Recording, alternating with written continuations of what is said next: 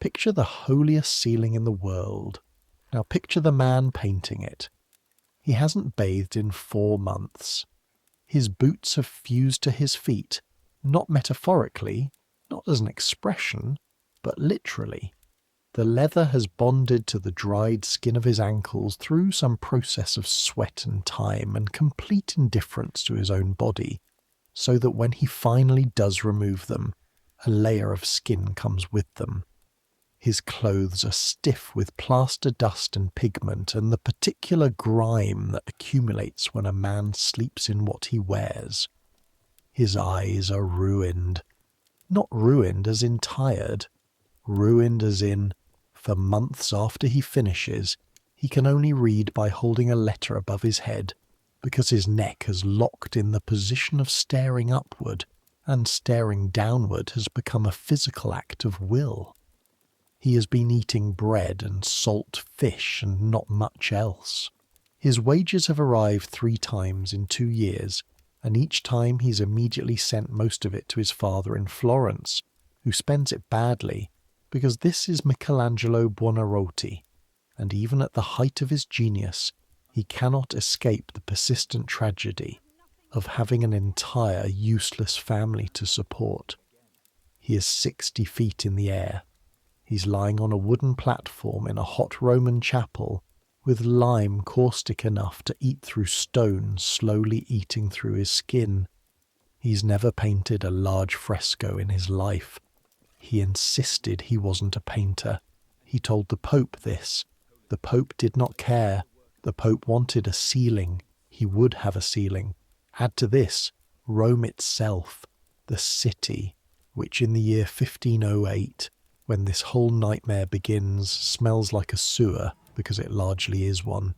The Tiber floods 3 times a year and carries the contents of every latrine and slaughterhouse in the city into the streets of the neighbourhoods that flank it, and then the water recedes and leaves a grey film of ancient filth on everything it touched.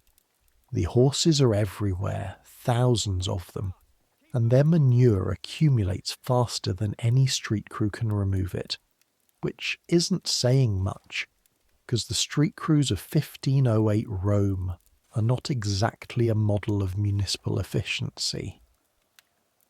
The population is maybe 55,000 people, all of them burning wood and coal, all of them generating waste, living in buildings that have been subdivided and subdivided again, until a room meant for storage holds a family, and the courtyard that might have held a garden holds 4 more families, and somewhere above the city, on the hill where the great new church is being built, a pope is pulling apart ancient Rome for building materials and getting more impatient every day about his ceiling. That's where you are tonight. Not in a museum, not in a guidebook, 60 feet up, on a wooden scaffold in the Sistine Chapel, sometime in the spring of 1509. The plaster on the section you're preparing is fresh, and giving off heat the way wet lime does when it cures, and your hands are raw.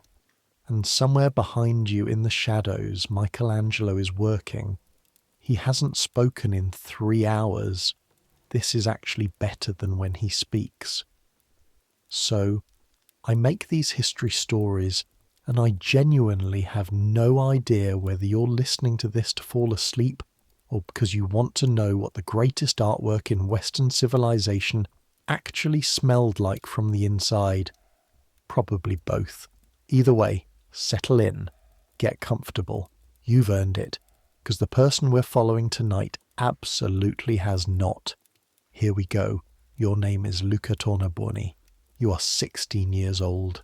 You arrived in Rome 6 weeks ago from a village outside Siena, carrying a letter from a cloth merchant who owed your uncle a favour, which translated into a recommendation to a mason working on the new St. Peter's, which translated, through a chain of introductions you don't fully understand, into this: an unpaid position as a garzone in the workshop of Michelangelo Buonarroti, painter, sculptor, and apparently now the man responsible for covering the ceiling of the Sistine Chapel with the entire history of the world before the Pope changes his mind or dies.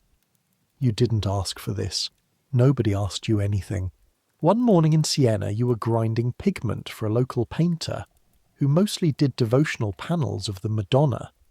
And 3 weeks later you were in Rome, standing in a chapel, staring up at a ceiling that was, at that point, still the original flat blue painted with gold stars that had been there since 1483, and a man with plaster dust in his beard and fury in his eyes was explaining to you that your primary job was to make sure the buckets of intonaco never ran dry. You had no idea what intonaco was. You know now. Intonaco is the final layer of fresh plaster onto which a fresco is painted. The word comes from the Latin, something about covering, which seems right. It is applied wet, while it is still curing, and the pigments are mixed into it, and as the plaster dries it chemically bonds to the colour so that the image becomes, in theory, permanent. Stone and colour fused into one thing. That's the theory, and it is also one of the most technically demanding processes in the history of art.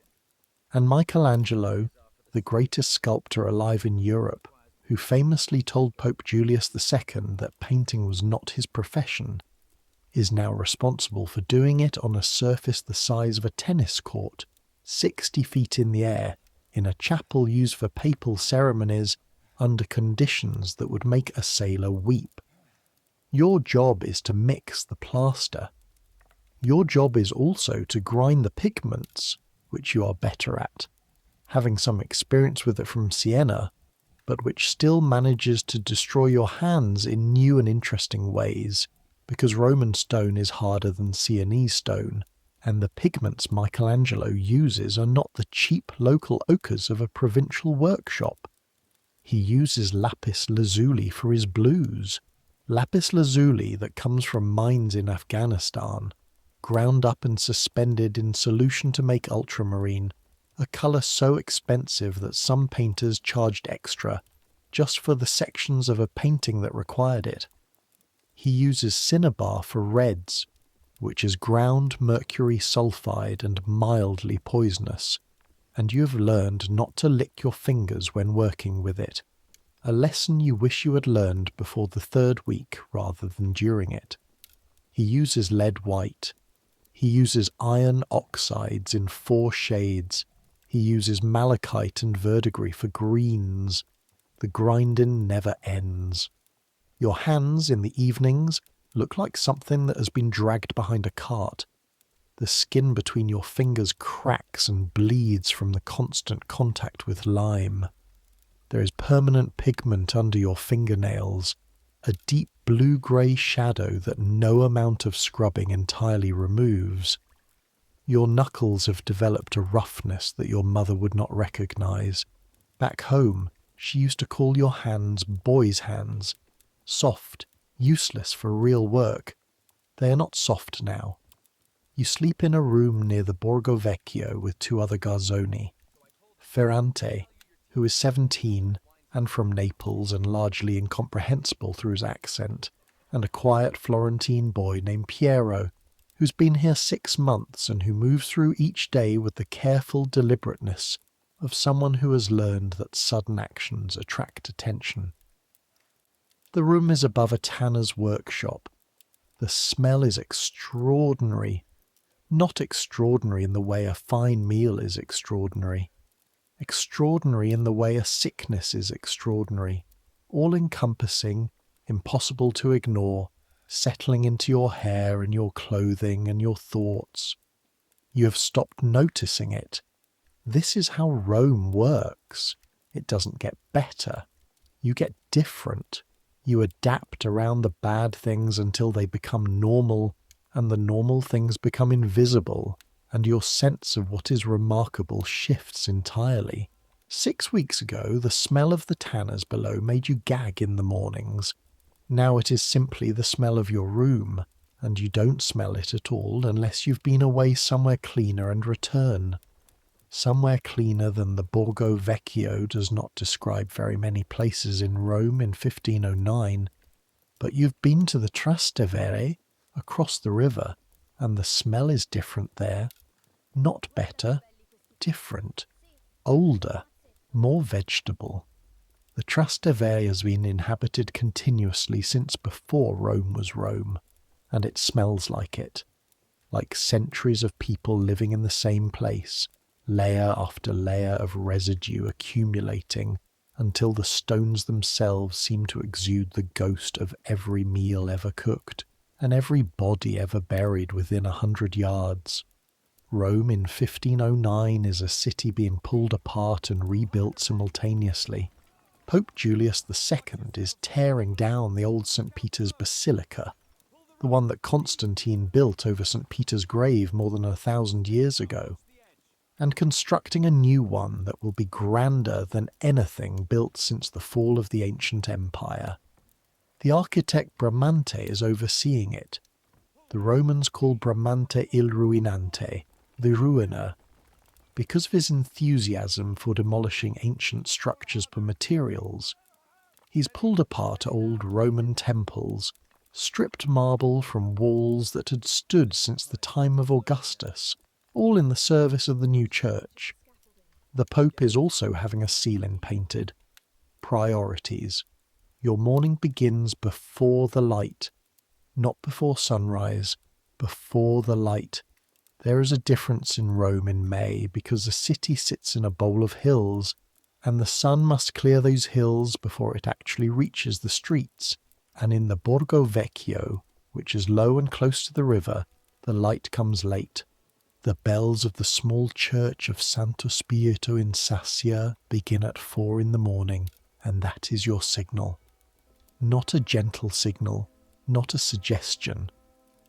The bells of Santo Spirito sound like someone hitting an iron pot with another iron pot, close enough that they rattle the wooden shutter over the room's single window, and Ferranti always jolts awake cursing in Neapolitan, and Piero always simply opens his eyes in the darkness, as if he's been waiting for the sound, and you lie for a moment in the warmth of the straw pallet before the cold air of the room asserts itself.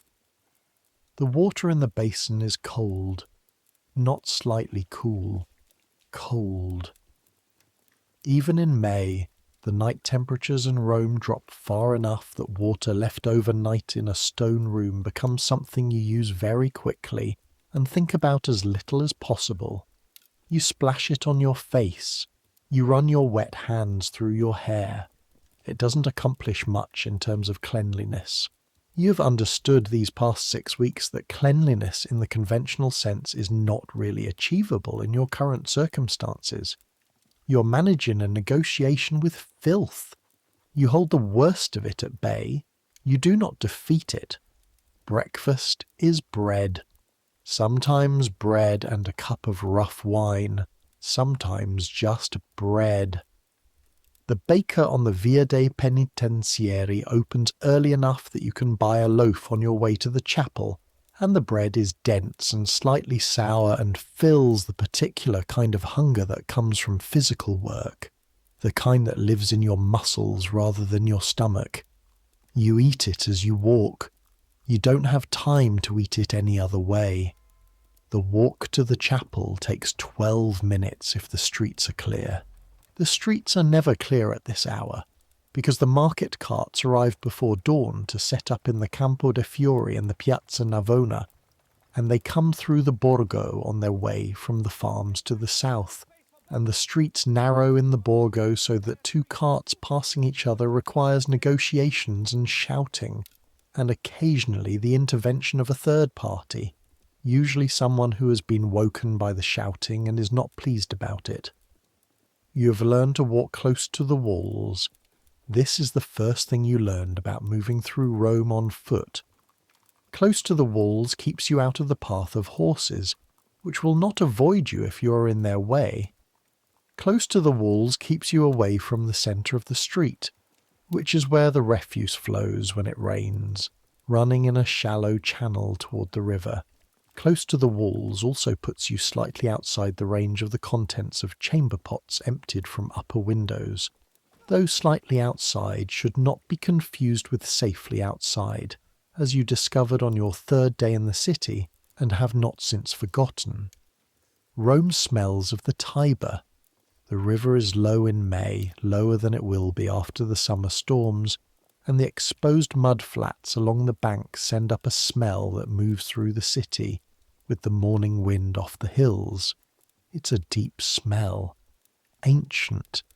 The particular combination of river mud and organic decay, and the permanent residue of a city that has been using the same waterway as its sewer for 2,000 years. The Romans don't notice it. You notice it. You might always notice it. You're not sure yet whether the not noticing is something that happens to everyone who lives here long enough, or whether it's something that only happens to people born into it, a mercy you might never receive. The Castel Sant'Angelo is to your right as you cross the Ponte Sant'Angelo, its round drum rising from the river bank in the grey early light. They call it the Mole Adriana, some of them, after the Emperor Hadrian, who built it as a mausoleum nearly 1400 years ago. It's been a fortress and a prison and a refuge for popes ever since, and right now with Pope Julius conducting what amounts to a sustained military campaign to reclaim papal territories across Italy. It is also a place where people who have displeased the Pope sometimes go and do not come back out. The guards on the bridge recognise you now. Or rather, they recognise your clothes, the particular pattern of lime stains and pigment marks that mark everyone who works on the chapel. They nod. You pass. The Vatican buildings begin after the bridge, not the grand buildings, not the buildings that will one day be decorated and organised and presented to the world as the Vatican, from paintings. In 1509, the Vatican complex is a jumble. Old buildings and new buildings and buildings that were once one thing and have been converted to something else, connected by corridors added after the fact, surrounded by construction that has been ongoing for decades and will continue for decades more. There are areas of mud where paving is planned but not yet started. There are walls with decorations that stop halfway, abandoned when funding ran out, or the artist died, or the Pope changed his mind. There are storerooms and workshops and stables all jumbled together with chapels and audience halls and apartments, and navigating it requires a mental map you are still building. The Sistine Chapel sits within this complex like a stone box, which is what it is. A large rectangular stone building, relatively plain on the outside, situated between older structures on a slight rise of ground. You enter it from a side door, not the main entrance, which is reserved for ceremonial occasions. The side door is heavy oak, reinforced with iron, and it catches slightly in the door frame when the weather has been wet, which it was 2 days ago. So this morning it requires your shoulder against it before it opens. You step inside. The smell hits you first. It always hits you first. Lime, which has a sharp, chalky quality that gets into the back of your throat. Pigment, the particular metallic note of cinnabar. The earthy smell of ochres, the faint bitter undertone of lapis lazuli. Wood smoke from the lamp you keep burning near the plaster preparation area. Something organic and slightly sweet that you eventually identified as the animal glue used in some of the primer layers. And underneath all of it, the older smell of the chapel itself, the incense of centuries, the cold stone, the particular quality of air that has been enclosed for a long time. The scaffolding fills the space, not scaffolding the way you might imagine it. This is not a series of ladders leaning against a wall. Michelangelo designed it himself, and the design caused controversy because every other master builder suggested the obvious. build scaffolding from the floor up to the ceiling, fill the whole chapel, work from one end to the other. Michelangelo refused. He knew the Pope needed to use the chapel for ceremonies throughout the project. He couldn't seal the whole space for 4 years. Instead, his scaffolding is a system of wooden platforms suspended from the walls by poles inserted into holes he had cut in the masonry at a height of about 40 feet. The platforms cantilever out from these anchor points, creating a level working surface about 20 feet wide that bridges the full width of the chapel. Below the platforms, the lower part of the chapel remains accessible for its intended use. Above them, the ceiling. The platforms are connected by a system of ramps and ladders that allow the workers to move up and down throughout the day.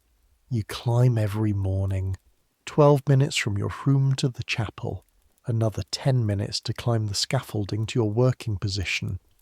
The ladders are set at angles that require both hands, and in the mornings, when your fingers are still stiff from the cold, the rungs are difficult to grip. You have learned to grip them with your whole palm rather than your fingers. You have learned to test each rung before putting your weight on it, not because the scaffolding is badly made, but because this is 60 feet above a stone floor, and the habit of caution seems reasonable. From the top of the scaffolding looking down, the chapel floor looks very far away. The painted floor tiles in their geometric pattern seem small, decorative, almost toy-like. The figures of the previous pope's decorations on the lower walls, a frieze of painted papal portraits and religious scenes, look detailed and careful from below, but smeared and rough from up here, close enough to see the individual brushstrokes. From up here, looking up, the ceiling is a few feet from your face. You can touch it. The sections already completed are sealed with dried plaster and paint, smooth under your fingertips, cool. The figures that Michelangelo has finished in the section above the entrance, the 9 stories from Genesis, the creation of the world, the fall of man, Noah and the flood, are locked into the stone now, permanent.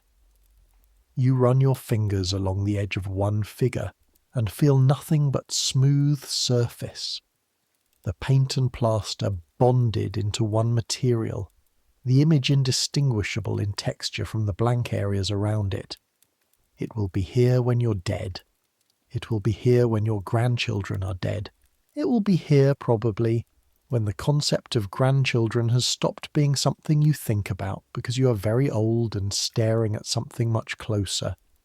And perhaps what you'll think of, if you think of anything at all in those last moments, is this: the smoothness of dried fresco under your fingertips at 6 in the morning, in the cold before the day's work begins. You don't think about that now. Now you think about the plaster. The intonaco is your responsibility from the moment you arrive until the moment Michelangelo begins painting. There is a window, not a generous window. In fresco painting, the artist must apply pigment to the fresh plaster while it is still chemically active, still in the process of curing. This is called painting al fresco, into the fresh, which is where the technique gets its name. The active curing period is roughly 6 to 8 hours, depending on temperature and humidity. In the summer, when it's hot in the chapel, it can drop to 4 hours. In the colder months, it can extend to 10. Each day's work section, what the Italians call a giornata, a day's work, must be planned in advance. You mix plaster to cover only that section. If you mix too much, it cures before it can be used.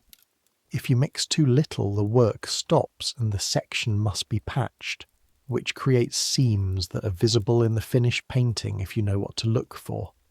Michelangelo knows what to look for. He can see a bad seam from 20 feet away, and his response to bad seams is not gentle. The plaster itself is a mixture of slaked lime and fine sand and sometimes marble dust, and the preparation is physical work. The lime is stored in barrels already slaked, mixed with water and allowed to age for months or years. Because aged lime is smoother and more workable than fresh, you carry the lime from the storage area to the mixing trough, which is at the base of the scaffolding, and the lime is heavy, heavier than it looks, dense and wet in its barrel. The first week your arms ached in muscles you hadn't known you possessed, somewhere between the shoulder and the elbow where the tendons attach, a deep insistent ache that announced itself when you woke in the morning and didn't leave until you stopped moving at night. You mix the lime with the sand in ratios that Piero taught you, because Michelangelo did not bother to explain them. Roughly 3 parts, sand to 1 part lime for the arricchio, the rough base coat. 2 parts sand to 1 part lime, and a handful of marble dust for the intonaco, the finish layer. You mix it with a paddle, working out the lumps, testing the consistency by pulling the paddle through and watching how the mix falls.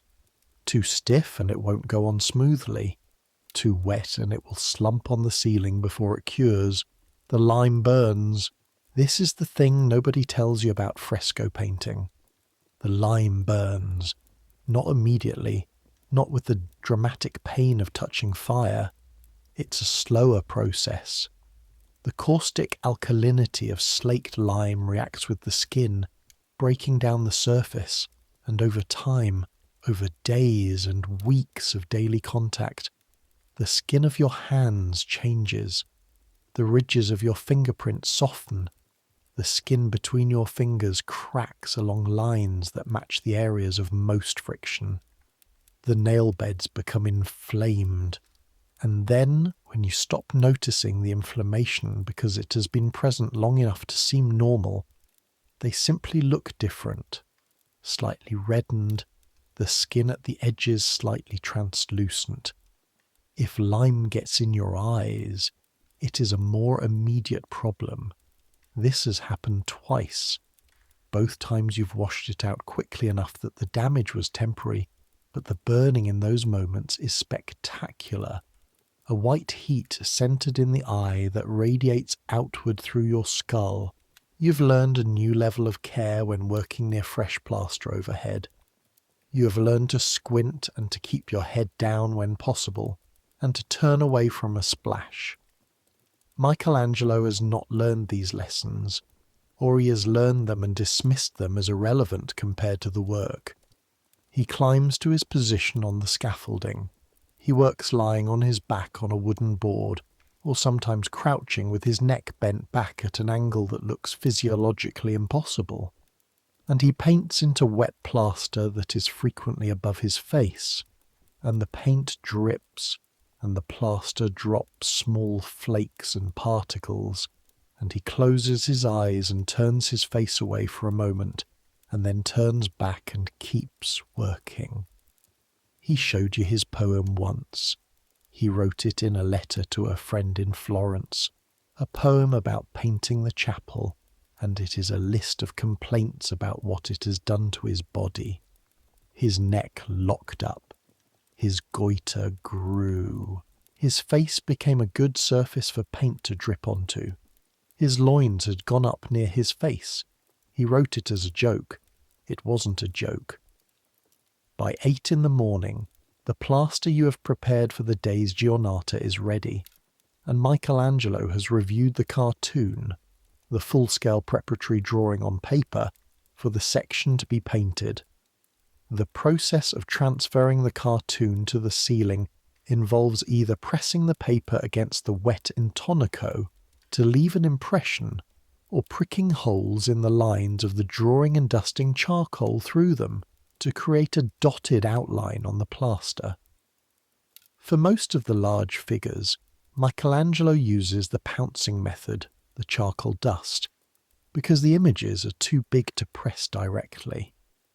The charcoal ghosts on the wet plaster look insubstantial, barely visible, a suggestion of a figure rather than a figure, and within 6 to 8 hours, if the painting isn't done, they'll be gone.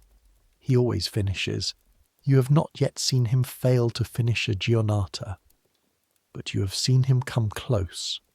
Michelangelo Buonarroti is 33 years old when the Pope summons him to Rome to paint the ceiling of the Sistine Chapel.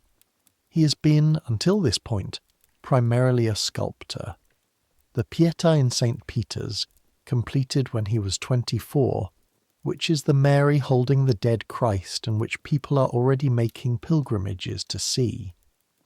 The David in Florence, finished 6 years ago, and installed in front of the Palazzo della Signoria, which is 13 feet tall and so precisely rendered that the veins in the hands appear real, and the expression on the face, something between calm and readiness the moment before, has never been replicated. He is not a painter, he will tell you this. He told the Pope this. He went to the Pope and said, in effect, I am a sculptor. This commission should go to Raphael. Raphael is a painter. I am not a painter.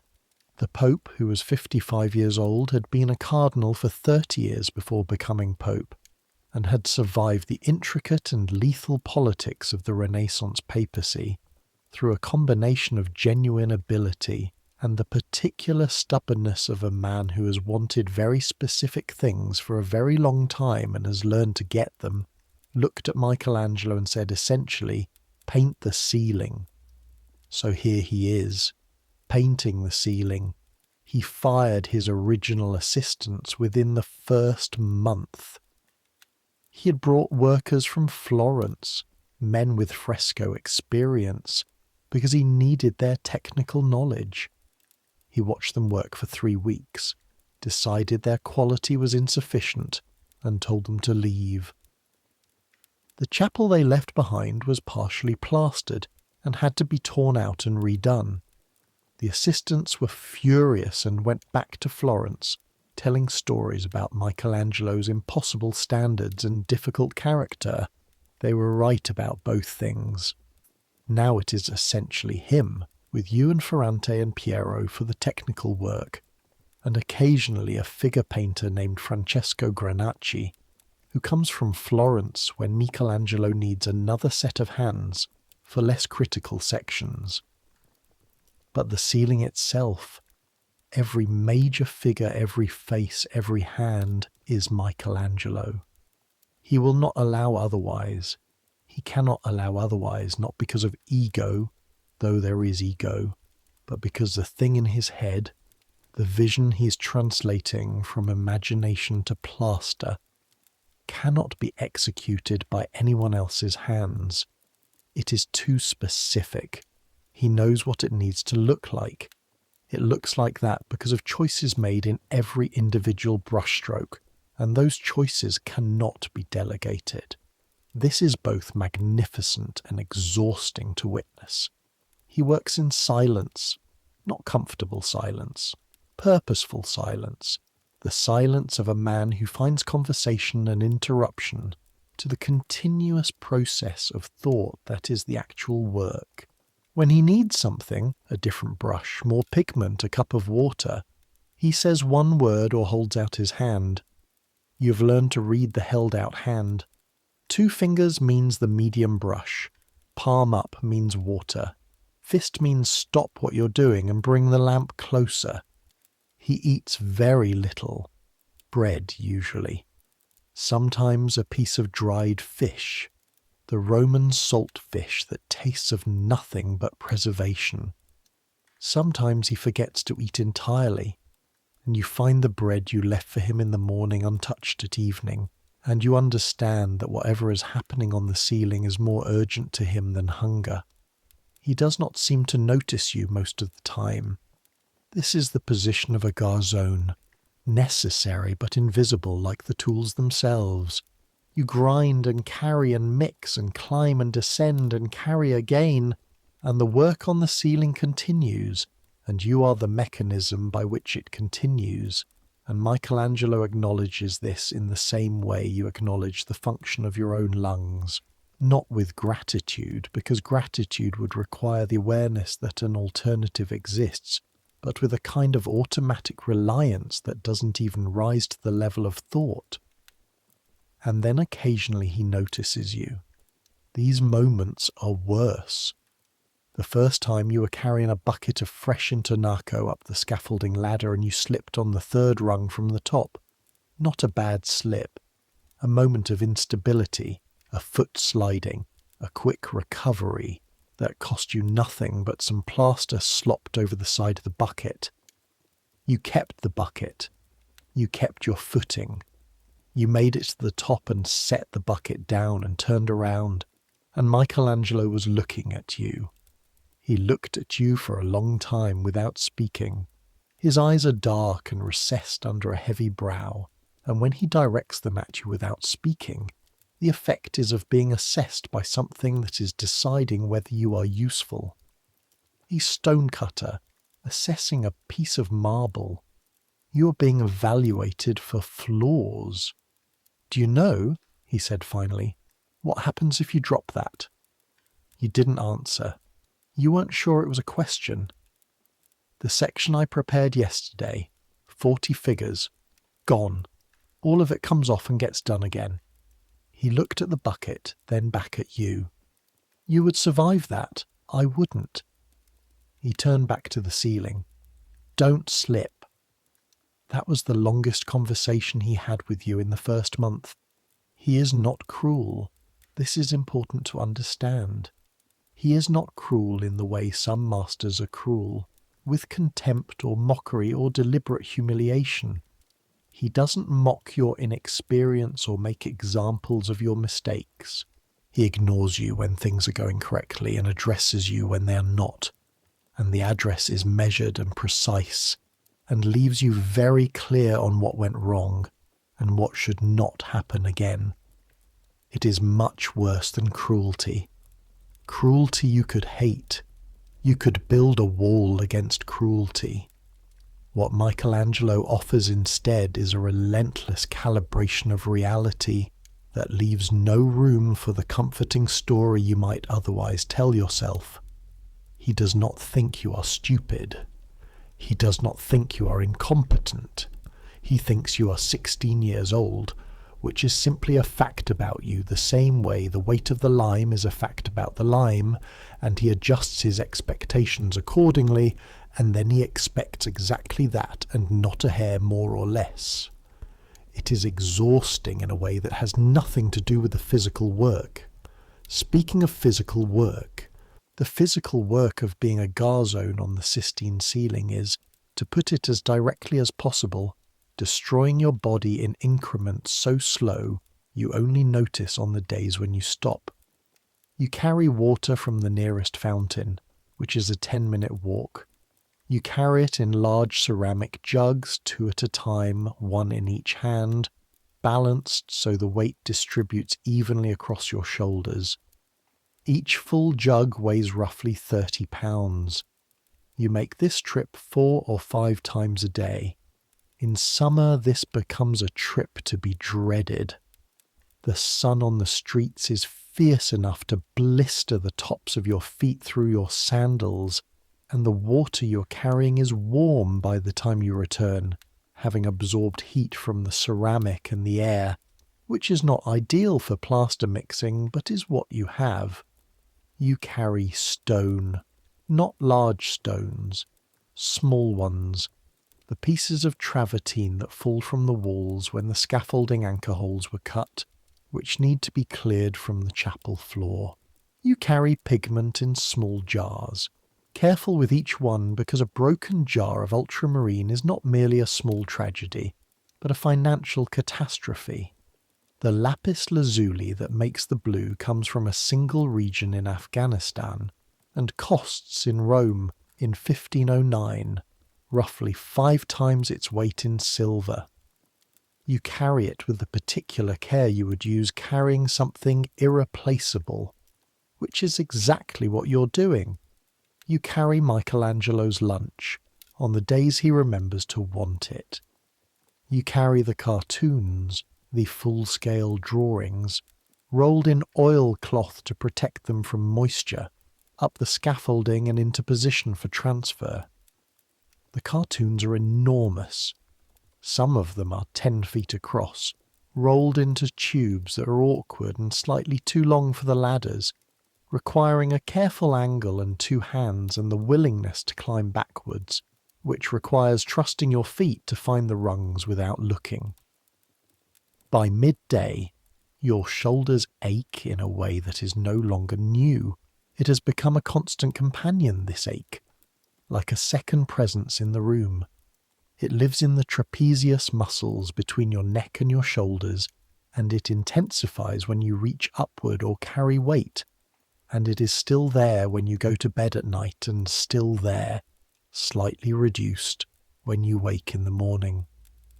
You've mentioned it to Piero, who's been here longer, and Piero looked at you with an expression of genuine sympathy and said that his arm stopped hurting in the 4th week. Not because the work became easier, because something in the muscle structure adapted, rebuilt itself around the new demands. Your body, he explained, is learning a different shape. He said this like it was a gift. Maybe it is. There is the matter of the ceiling itself.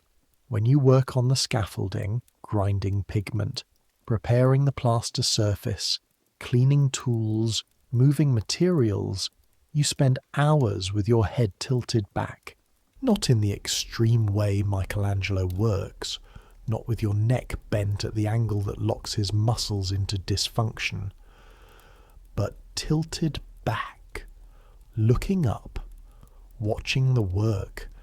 And the human neck, it turns out, is not designed for sustained backward extension any more than the human hand is designed for sustained contact with caustic lime. The muscles at the back of your neck have begun to protest with a persistent stiffness that announces itself when you try to look down quickly, a delay, a moment of resistance before the angle responds. Michelangelo's neck, Piero tells you, is already a problem, has been a problem for months. He massages it each evening with oil that he heats by holding the bottle near the lamp, and the massage helps temporarily, and by the following afternoon the stiffness has returned entirely. He has begun, in the evenings, to hold pages of text above his head to read, because looking down is difficult. He mentioned this in a letter to his brother in Florence, a letter Piero saw before it was sealed and reported to you and Ferranti in the tone of a man sharing news from a foreign war. Informational, slightly awed, fundamentally incomprehensible to those who've not been there. The candle hat. This is something you have to see to believe, and you have seen it, so you know it is real. Michelangelo, working on the ceiling in the darker sections of the chapel, where the small windows don't provide enough light, wears a special hat. He made it himself. It is a stiff cardboard brim, bent upward at the front with a socket for a candle. The candle sits above his forehead, pointing skyward, providing light for the work above his face. From below, from your position lower on the scaffolding, he looks in these moments like something from a dream, a silhouette moving against the ceiling, a single flame above his head, the rest of him in darkness. You have not told him it looks strange. You have the impression he knows and considers it irrelevant. The drips of wax when the candle burns down fall onto his face. He wipes them away without pausing. Some mornings you can see the white residue of last night's wax on his forehead, dried into the skin, and he hasn't noticed or hasn't cared.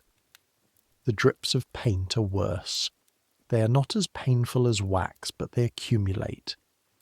At the end of a working day, Michelangelo's face, neck and hands are marked with colour in a way that looks accidental and is but also is not. The marks are a record of the day's work. Blue here from the sky section of whatever figure he was working on, ochre there from a robe, a smear of lead white across one cheekbone from a moment he leaned too close and brushed the ceiling.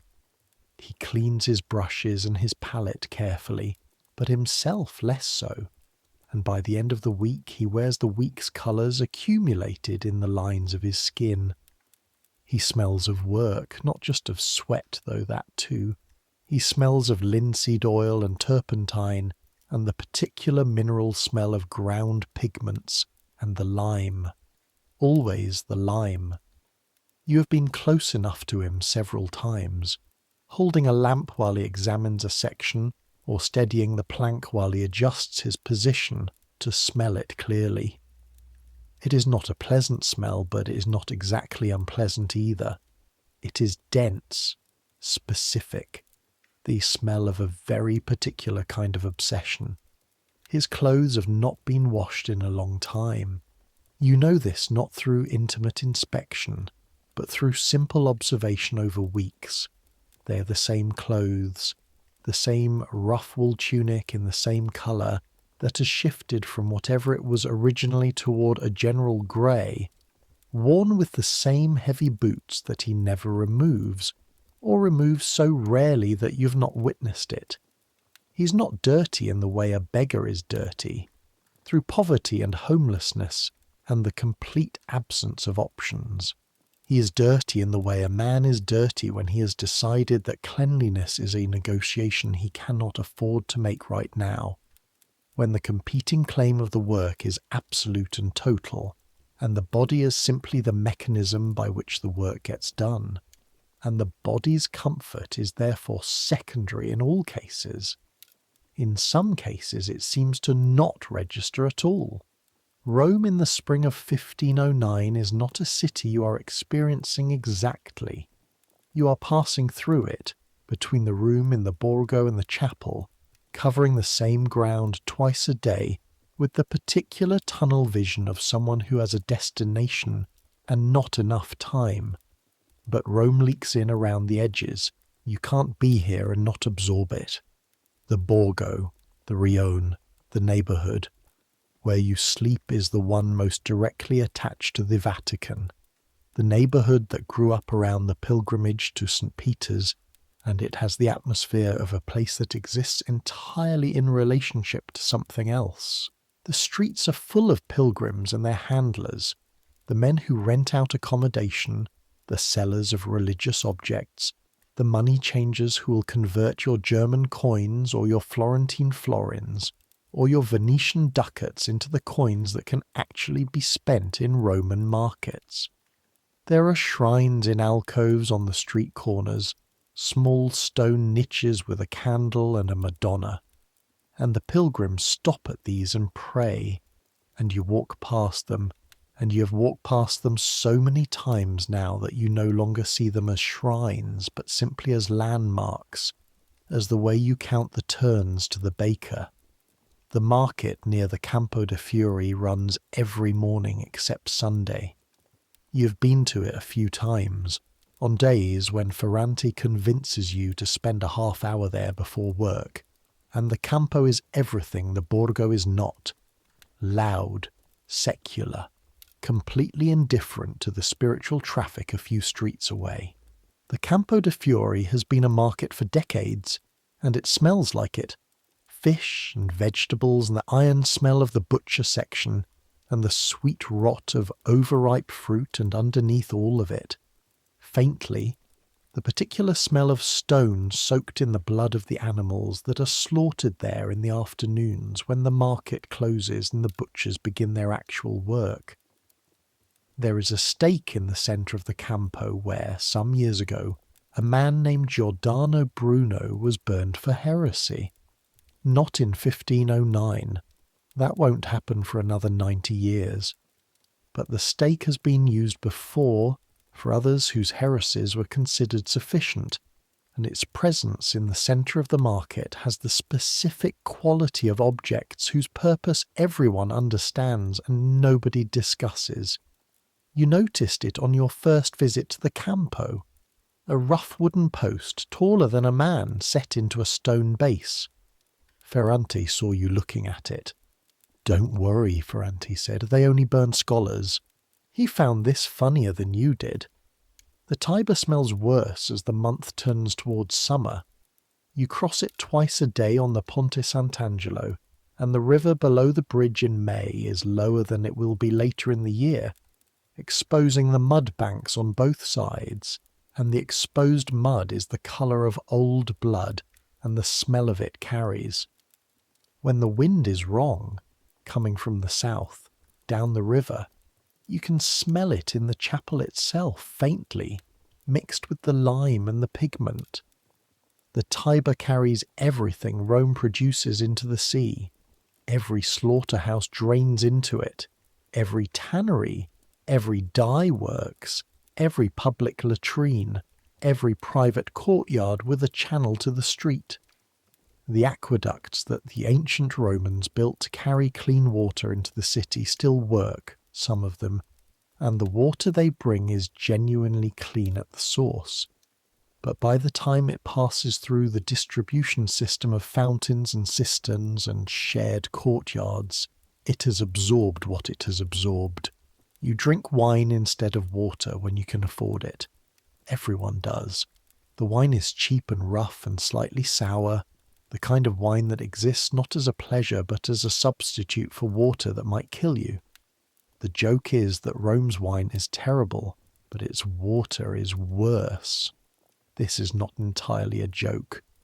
There is a barber surgeon whose shop is between the Borgo and the bridge. You've walked past it every morning for 6 weeks, and the smell from the open front, blood and metal and something chemical you can't identify, has become as familiar as the smell of the river. He does bloodletting, tooth extraction, minor surgery, the standard services of a man who has studied some medicine and applies it practically without the benefit of having access to the kind of patients who can pay for a real physician. His clients are workers and small tradespeople and the poorer pilgrims. You have not yet needed his services. You intend to continue not needing them. His instruments are arranged on a shelf in the window visible from the street. The lancets, the cups for cupping, the forceps for teeth. They are clean. You will give him that. He keeps them clean. The new St. Peter's is a ruin of construction to the north of the chapel. The old basilica, the one Constantine built, was partially demolished years ago to make way for the new one, and what remains is a half-destroyed structure surrounded by scaffolding and construction debris and workers who arrive before dawn and leave after sunset, and who you pass sometimes on your morning walk. They are dusty men with hard faces, quarrymen and masons and labourers from the construction crews, and they move through the streets with the unhurried deliberateness of people who are not in a rush, because the building will take 50 years, and none of them expect to see it finished.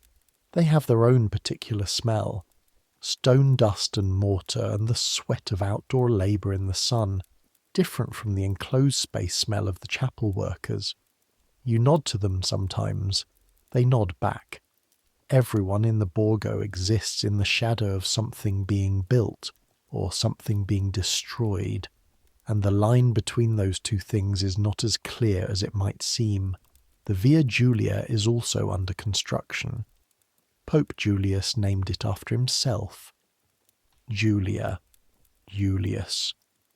He had a taste for this kind of symbolic permanence, and it runs parallel to the Tiber and is meant to be the grandest straight street in Rome, connecting the Vatican complex to the centre of the city in a line that the tangled medieval streets currently cannot provide. Workers are levelling buildings for it. Ancient structures that have stood since the medieval period are being pulled down for a street that the Pope has decided the city needs. Rome is being reinvented. This is happening all around you, all the time, and you are part of it, painting a ceiling that will make all of it mean something, and also you are 16 and your neck hurts and your hands are raw, and you would like very much to have a meal that isn't stale bread and salt fish. There is a tavern near the Ponte Sisto, the other bridge, that Ferrante knows about. He has been taking you there on the days when work ends at a reasonable hour, which is not most days, but is some of them. The Ponte Sisto crosses the Tiber into the Trastevere, the neighbourhood on the west bank of the river, and the tavern is a few streets inside Trastevere, far enough from the Vatican that it feels like a different city. The Trastevere has always been, they say, a working neighbourhood. The people who live here are the people who do the physical work of Rome. The tanners, the boatmen, the laundresses, the small manufacturers, the people whose trades require space or produce smells or make noise that the more prestigious parts of the city decline to accommodate. They are not pilgrims, and they are not nobility, and they are not the clerks and lawyers and merchants of the administrative districts. They are workers, and the Trastevere has the particular character of a neighbourhood that has been workers' territory long enough that it no longer pretends to anything else. The tavern has no sign.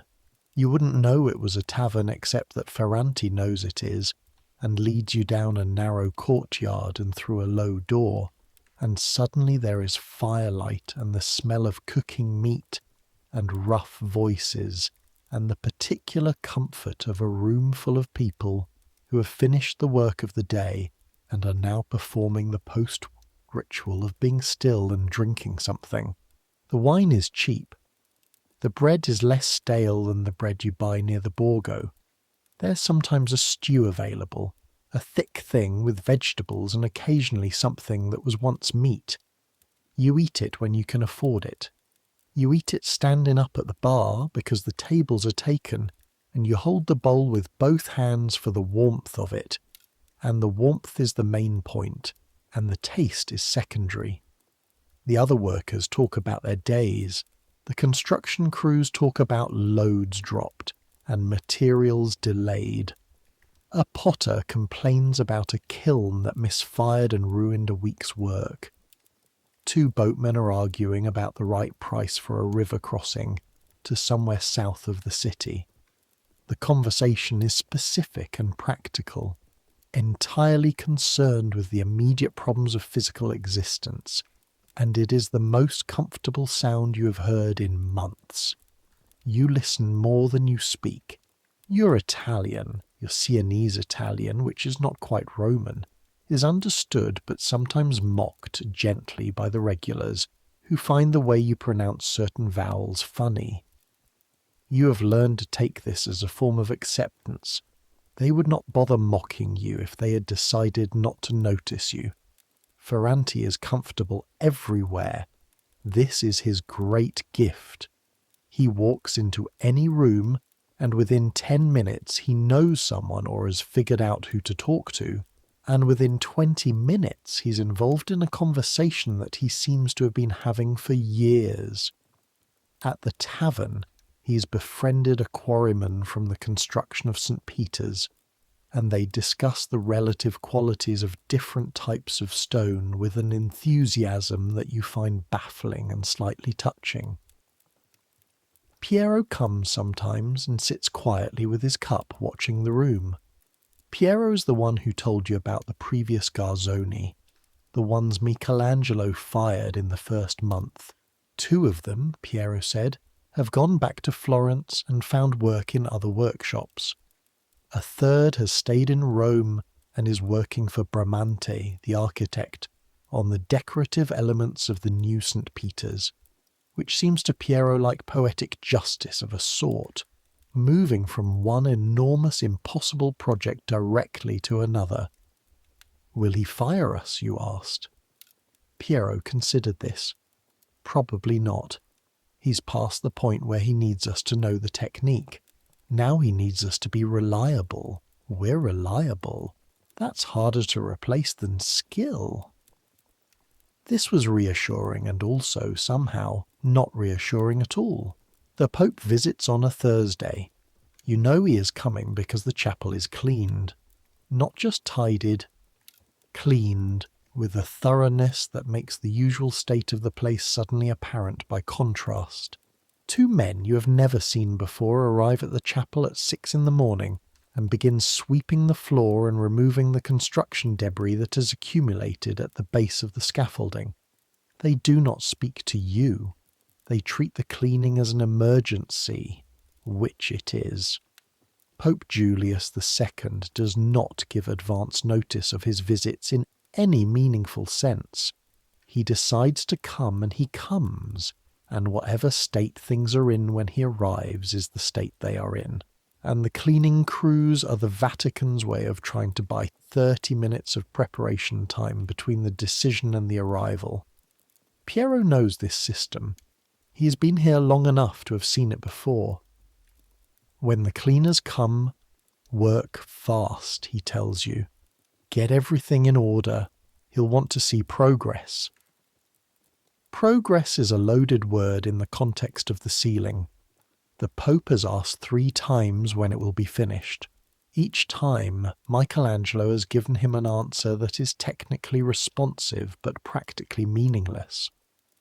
When it is done is the gist of every answer, which from a pope receiving it is not so much an answer as a declaration that the person giving it considers himself outside the normal rules of accountability.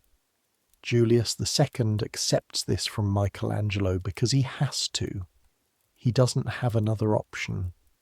There is no one else who can do what Michelangelo is doing. He knows this. Michelangelo knows this. The negotiation between them is entirely conducted in this shared understanding, like 2 people playing a game where one player holds the only piece that matters. The Pope arrives at mid-morning, escorted by 4 guards and 2 secretaries. He is 66 years old and moves with the compressed energy of a man who has been fighting for things his entire life, and hasn't stopped. He is not large, smaller than you expected, compact, with grey hair and a grey beard that he grew during a military campaign, and has apparently kept because removing it would take time he doesn't have. His eyes are very dark and they move constantly, assessing everything in their path with the practiced speed of someone who has spent decades evaluating people and situations for threat and opportunity. He walks directly to the centre of the chapel floor and looks up. The silence is total. The cleaners have stopped. You have stopped. Even Ferrante, who treats most things with equanimity, is completely still. The Pope looks at the ceiling for a long time without speaking. Then he turns and looks for Michelangelo. Michelangelo descends the scaffolding with the unhurried movement of a man who is ending a sentence before he responds to an interruption. He comes down the last ladder and stands on the chapel floor, and there is a moment where the 2 of them face each other, and the geometry of the moment is strange because these are 2 of the most important figures in European culture in the year 1509, and they are standing in a construction site that smells of lime and looks like a workshop, and the relationship between them is one of the most productive and also most miserable professional relationships anyone in Rome has ever witnessed. How much longer, the Pope says. There is no preamble, no greeting. They've had enough of each other's company over the past year that the niceties have been dispensed with. It will be finished when it is finished, Michelangelo says. Not rudely, just factually. The Pope looks at him for a moment. I want to see the finished sections, from up there. He gestures toward the scaffolding. There is a pause during which Michelangelo does something with his face that you would describe as a negotiation between what he is thinking and what he is going to say. The scaffolding is not designed for up there, the Pope says.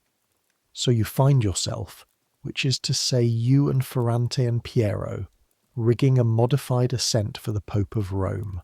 Extra handholds. A section of the ramp widened. 2 guards positioned at key points to provide support. Julius, to his credit, is not a man who waits to be helped. He climbs ahead of his secretaries with an impatience that silences any concern about whether a 66-year-old man should be climbing 40 feet of wooden scaffolding. You are near the top, ahead of him, adjusting a lamp when he arrives on the platform. He's close enough that you could touch him. This is closer than most people in Rome will ever be to a sitting pope, and the closeness is disorienting in a specific way, the way any proximity to extreme power is disorienting. You can see that he is a person, an ordinary person with grey hairs in his beard and a small scar on his left hand and the smell of wool and something herbal, some oil or perfume, and the personhood of him is simultaneously very clear and completely incompatible with what he represents. He looks at the ceiling. He is looking at something Michelangelo finished 2 weeks ago, the creation of Adam, the section of the ceiling that shows God and Adam reaching toward each other, the famous gap between the fingers. You have seen it hundreds of times from below.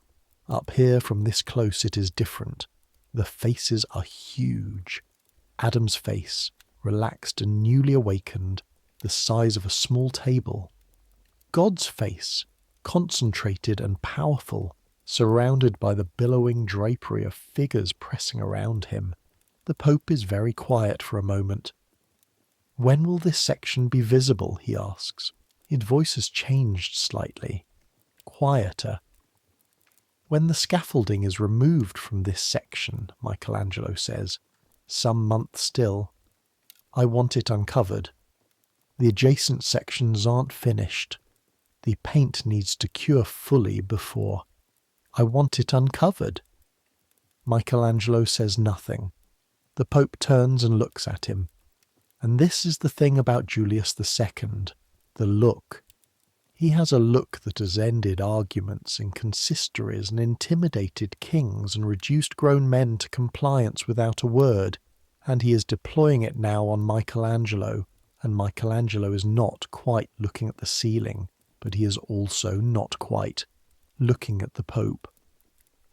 "When I'm satisfied with the progress," Michelangelo says very carefully, "I will remove the scaffolding from the finished sections." The Pope holds the look for another moment. Then he turns back to the ceiling, looks at it again, studies Adam's hand. "It's good," he says. The way he says it is not praise exactly. It's an acknowledgement, the way you might acknowledge the weather as being what it is. "Finish it." He descends. In the silence after the papal party leaves, you and Piero and Ferrante stand on the platform and nobody says anything for a moment. "He could have him arrested," Ferrante says finally. Not worried. Factual. The way he talks about stone types.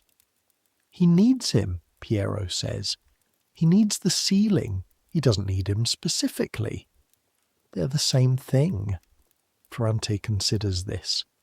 Then he nods and goes back to work. Michelangelo's already back in position. The lamp has been moved. The brush is moving. The Pope's visit took 40 minutes. The plaster on the day's giornata is still wet. Nothing that matters has changed. 6 weeks later, the scaffolding is partially dismantled. Not because the Pope demanded it. Or rather, the Pope demanded it, and Michelangelo declined, and then the Pope demanded it again, and the standoff continued until a practical problem resolved it. The western half of the ceiling, the entrance section, was finished. The plaster had cured. The paintings were stable. Dismantling the scaffolding from that section would expose the finished work to the chapel and allow the space to be used for ceremonies again, which was what Julius wanted, and the cost was only that the men doing the dismantling would have to work around Michelangelo continuing on the unfinished eastern half. They didn't tell Michelangelo they were dismantling it. This was a mistake. He came into the chapel one morning to find workers removing the western section of the scaffolding, and his response was an event that Piero describes in a voice usually reserved for battle stories. Loud, unspecific in target, including everyone present in a fury that had been building for 18 months and found in this unauthorized activity a legitimate object. He did not stop the dismantling. He understood, probably, that stopping it was not within his power, but he made absolutely certain that everyone involved understood what he thought of the process, the timing, the failure to consult him, the general quality of the decision-making, and several other things that he had apparently been saving for a suitable occasion. The foreman of the dismantling crew, a Roman mason who had been in the trade for 30 years and had worked on constructions for 3 different popes, told Ferrante afterward that he had never in his life been spoken to that way by anyone who was not a cardinal. The ceiling exposed when the scaffolding came down from the western section and the morning light from the windows fell on it for the first time since the work began. You saw it. You've been 6 feet from these paintings for weeks. You have carried the lamp close enough to examine individual brush strokes. You have seen the work in every state of completion from blank plaster to finished image. You know these figures in a way that is entirely practical and not aesthetic. You know where the plaster join is. You know which sections were repainted because the first attempt was wrong. You know the figure of Noah that Michelangelo spent a full day on, and then spent another full day changing because the expression wasn't right. And yet, standing on the chapel floor, looking up with nothing between you and the ceiling, seeing the full scale of it for the first time, it is not the same thing. It is not even close to the same thing. The Sistine Chapel ceiling is 40 feet above the floor. The ceiling surface is roughly 5,800 square feet, a number you know because you helped calculate the area of each giornata section, and it became lodged in your head. The finished sections cover more than half of that area, the stories running from the entrance end toward the altar in 9 rectangles, flanked by the seated figures of the prophets and sibyls, the lunettes above the windows, the ancestors in the spandrels at the corners. From the floor looking up, it is not a series of panels, it is a sky, an alternative sky, an impossible sky, occupied by figures larger than any people, engaged in actions too large for any room. The God of the creation panels is not a distant figure, he is close. His arm extends toward Adam with an immediacy that the scale of the room somehow does not diminish but instead intensifies. The figures of the prophets in their giant architectural thrones flank the panels with an authority that makes the stone architecture of the chapel below seem like a footnote. It is so large. You knew it was large. You've been working on it.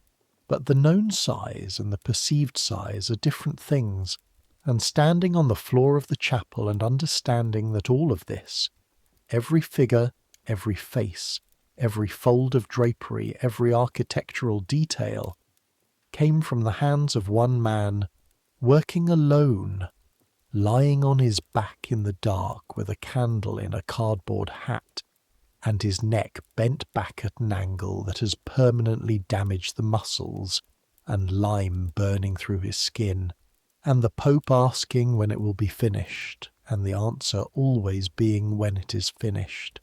And this is what finished looks like. You stand there for a long time. Ferrante comes to stand next to you. He looks up for a moment, then looks sideways at you. Your mouth is open, he says. You close your mouth. He looks up again, genuinely, for the first time in a while. Ferrante has the quality of someone who is very present in the practical moment, and slightly impatient with anything that interrupts it, and this impatience extends to the art he's been helping create. which he treats as a serious engineering problem to be solved rather than as an experience to be had. But he looks up now for a full minute, and his face does something unusual. It goes quiet. "We made that," he says, not proudly, just recognizing it. "He made it. We held a lamp." This is technically true. Michelangelo himself has not come to look at it. He's still working on the eastern half, still in the dark, and the exposed western ceiling exists somewhere below him, in a place he apparently does not consider relevant to his current task. You asked Piero once if Michelangelo would come to see it once it was uncovered, and Piero said he thought not yet. Not while the other half was unfinished, because the unfinished half was all he could think about, and thinking about the finished half would be a distraction. "When it's all done," Piero said, "then maybe." "And then?" Piero shrugged. "I imagine he'll look at it, decide what he'd do differently, and feel badly about the things he can't change." He said this not meanly, just as an observation about the particular kind of man Michelangelo was. The chapel resumed its ceremonial functions 3 days after the scaffolding came down. You watched from the back, near the entrance, as the Pope's household gathered for a morning mass with the ceiling above them, the candles, the incense smoke rising toward the prophets and sibyls, the choir singing something that made the stone walls vibrate slightly with the harmonics. The men in the ceremony did not look up very much. They were there for the mass, not the ceiling. This seems wrong somehow. It also seems somehow completely right. The ceiling was made for this room, and this room was made for this ceremony, and the ceremony continuing under the painted skies, the thing working as intended. It's supposed to be there.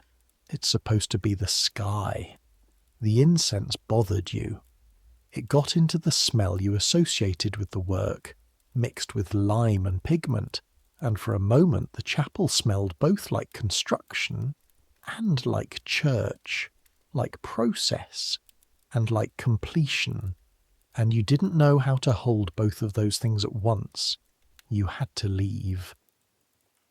You walked out into the Vatican courtyard and stood in the thin autumn light and breathed the relatively uncontaminated air outside, which still smelled of Rome, which still smelled of the river and the horses and the smoke of 50,000 people cooking their midday meals, but which did not smell of incense, and after a moment you felt better.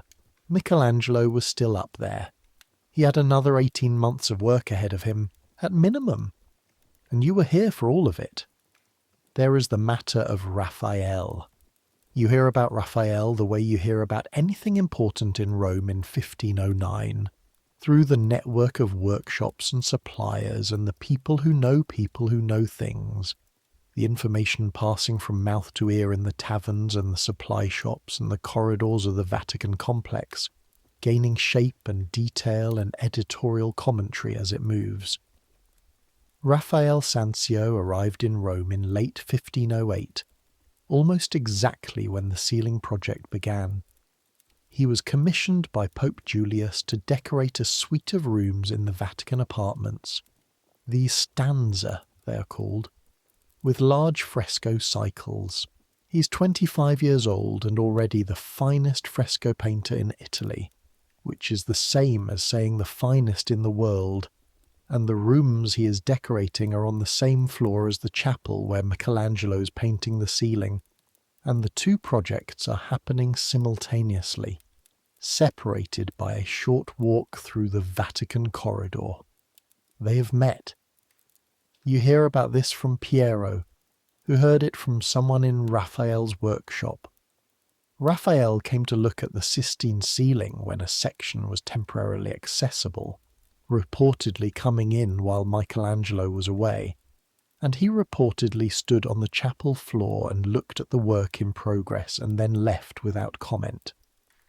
Later, in the stanza, a figure appeared in his fresco of the School of Athens, a figure that had not been in the original design, added later, a solitary, brooding philosopher sitting on the steps in the centre of the composition, separate from the groups of philosophers around him, dark, powerful, alone.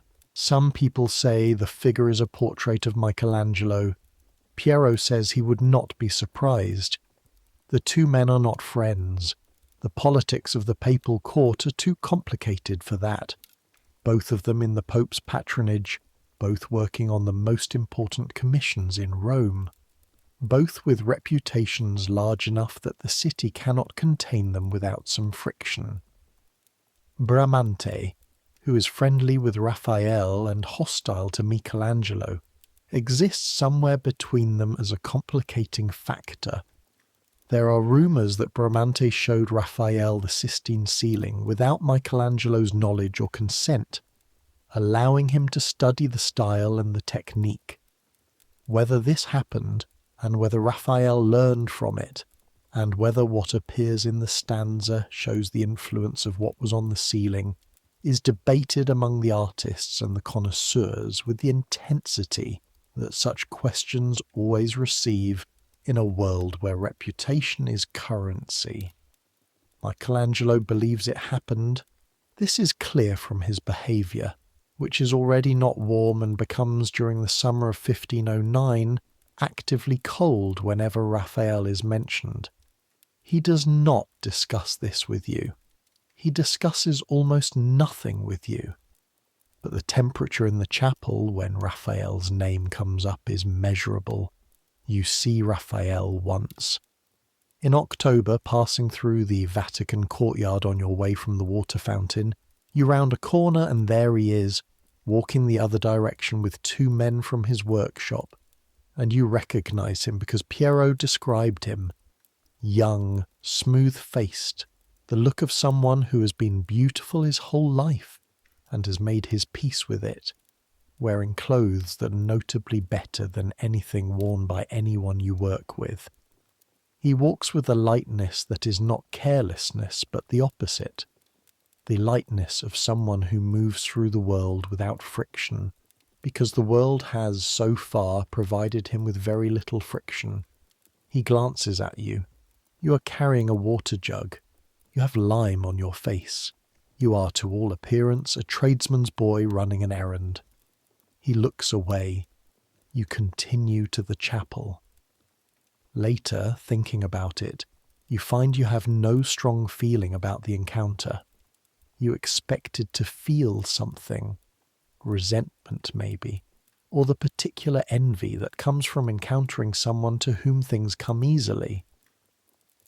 But mostly what you feel is the awareness of two different worlds, existing in the same city, even the same buildings, with different atmospheres.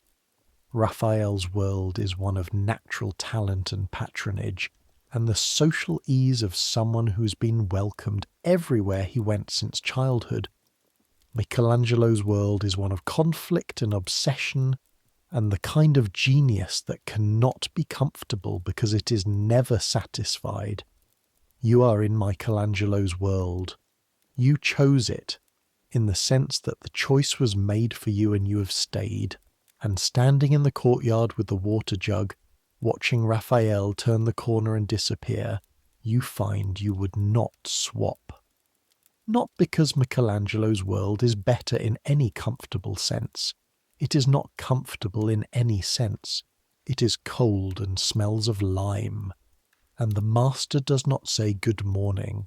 And the bread is stale and the ceiling is 60 feet up. And the plaster burns your hands. But the ceiling is the argument. The ceiling is the only argument that matters. There are other things you learn about being in a chapel in the early 16th century that you did not know before, and that fall into the category of things known by proximity that cannot be learned from books, because nobody writes about them in books. The smell of a large stone church is layered in a specific way.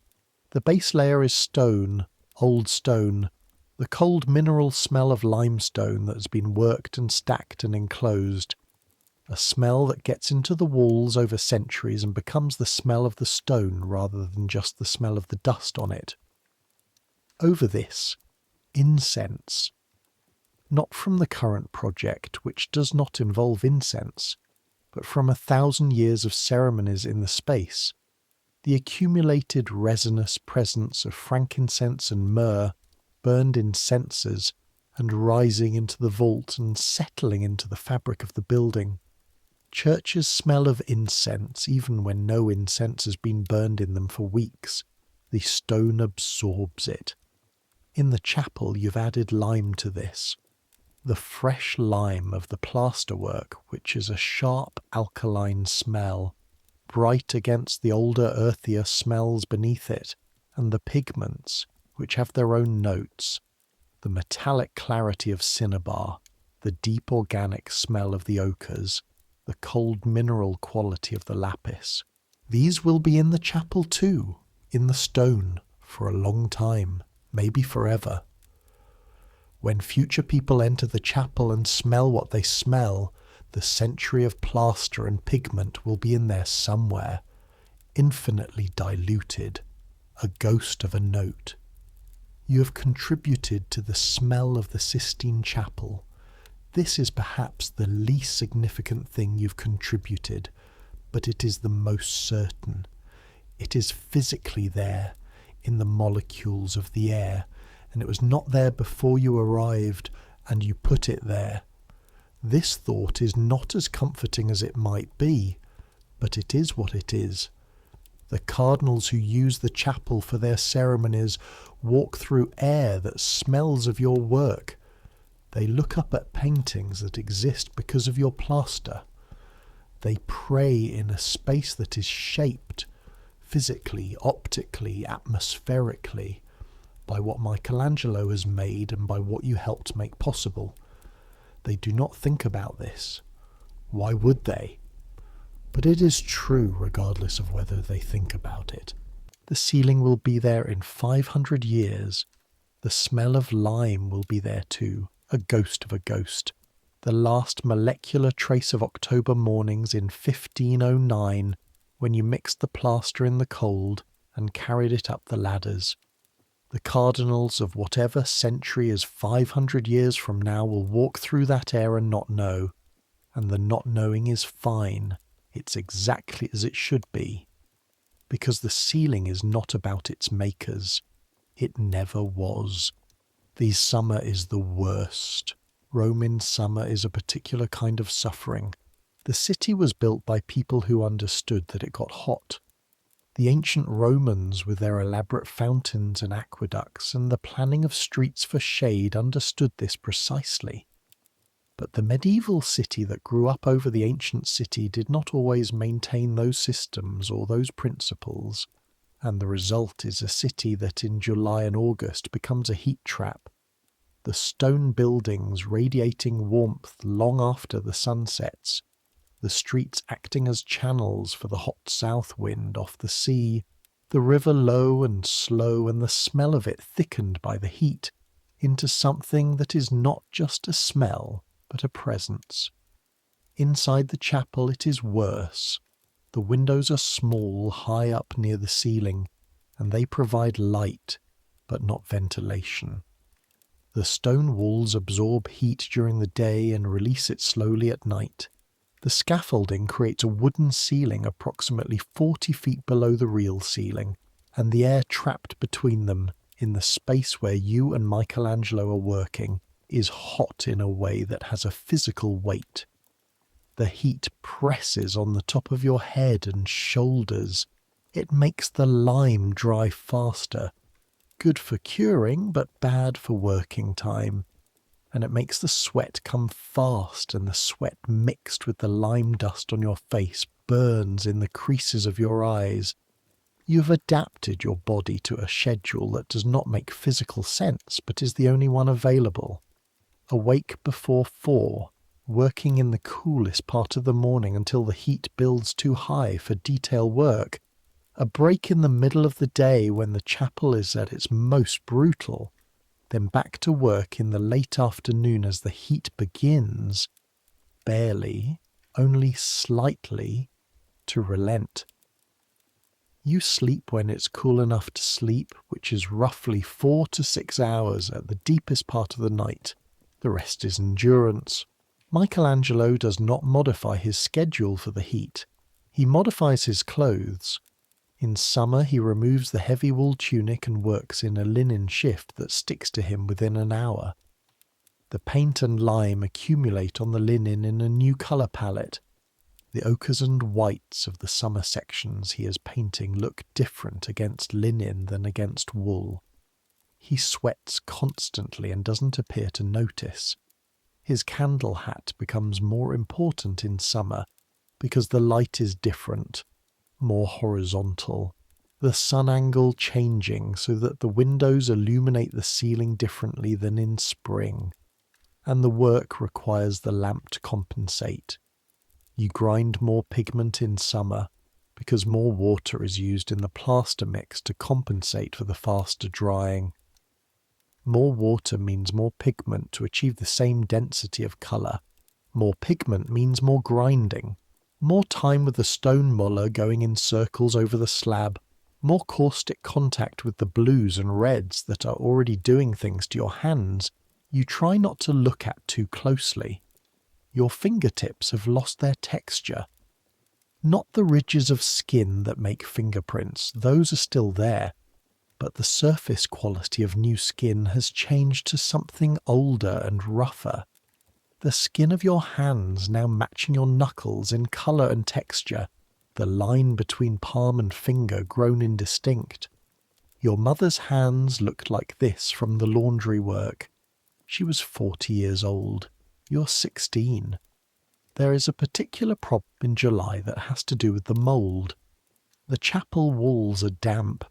They have been damp, apparently, since before the project began, and it is a dampness that comes from the ground itself, from the proximity of the Tiber and the particular geology of the hill, and it moves up through the stone in the way dampness does, and in summer, when the warm air meets the cooler stone surface, it condenses, and the combination of moisture and warmth and the organic material in the plaster creates conditions for mould. The mould appeared first as a white bloom on the sections Michelangelo had completed earliest, the very sections that had been exposed when the scaffolding came down.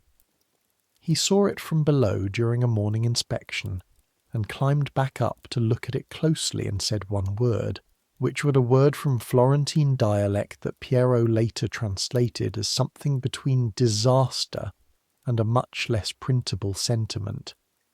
The mould was in the plaster, not just on the surface. The intonaco had been mixed incorrectly.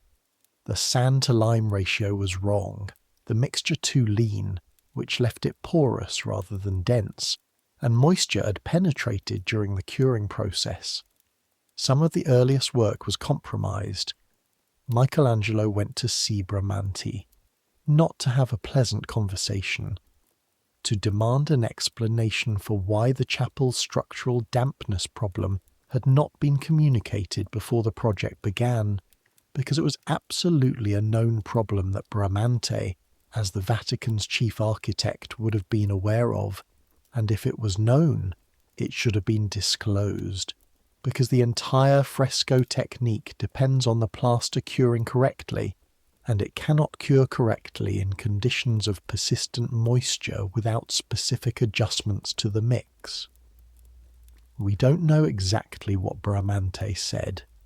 Piero, who has sources in the Vatican workshop through a cousin who works for Bramante, reports that it was a short conversation with a high emotional register. Bramante and Michelangelo did not like each other. Bramante had, in the politics of the Vatican court, tried to undermine Michelangelo's position with the Pope more than once. He might have suggested Raphael for the ceiling commission, and while Raphael would have been an entirely competent choice, the fact that it came from Bramante made it, in Michelangelo's interpretation, an attack rather than a suggestion. The mould was patched. The affected sections had to be removed and redone. Michelangelo adjusted the plaster mix, adding more lime and less sand to reduce the porosity. Some sections he repainted over the patched areas, and the seam is faint but there if you know where to look, which he does, and it bothers him the way a wrong note bothers a musician who can hear what the piece should have sounded like. In the evenings, in the room above the tannery, you and Ferrante and Piero eat bread, and sometimes the stew from Trastevere, and sometimes just what you can afford, which in summer is variable because the wages from the workshop are paid quarterly and irregularly, and between payments you manage on small reserves that get smaller as the quarter progresses. Michelangelo's own wage situation is more complex and more precarious than yours. He receives payments from the papal treasury, but they arrive when the Pope's treasury remembers to send them, and not on any predictable schedule, and the amounts vary, and he has repeatedly had to petition the Pope or the Pope's secretaries for funds he is owed and hasn't received. He is also, throughout this period, sending money to his father in Florence, and supporting his brothers and managing a property dispute that has been ongoing since before the sealing commission, and that generates letters he reads with visible discomfort and responds to with visible reluctance. He is, in other words, broke much of the time. Or not broke in the way you are broke. He is not going without meals, but broke in the way of a man whose income is irregular, and whose obligations are extensive, and who is doing the most demanding artistic work of the century, while simultaneously being his family's primary financial support. He does not discuss this with you. He does not discuss any personal matter with you. But Piero reads letters sometimes, or is told things by people who have read letters, and the information filters through to you and Ferrante in the evenings, and you build up a picture of the man from the outside, from what he does rather than what he says, and the picture is of someone who has decided that the work is the thing and everything else. Body, money, family, sleep, meals, comfort, health is the price of the work. You wonder sometimes, carrying water up the scaffold ladder in the heat, if he understands that the price is real, that the things he is spending are not replaceable. Then you get to the top and hand him the water, and he takes it without looking at you, and drinks it, and sets the cup down and picks up the brush and goes back to the ceiling, and you understand that he knows. He knows exactly what the work costs. He has calculated it. He has decided that it is worth it. You're not sure you agree with his arithmetic, but you carry the water. In September, you are sent to buy pigment. This is unusual. Usually the pigment comes to the workshop through established suppliers, men who have standing relationships with the workshop and deliver on schedule.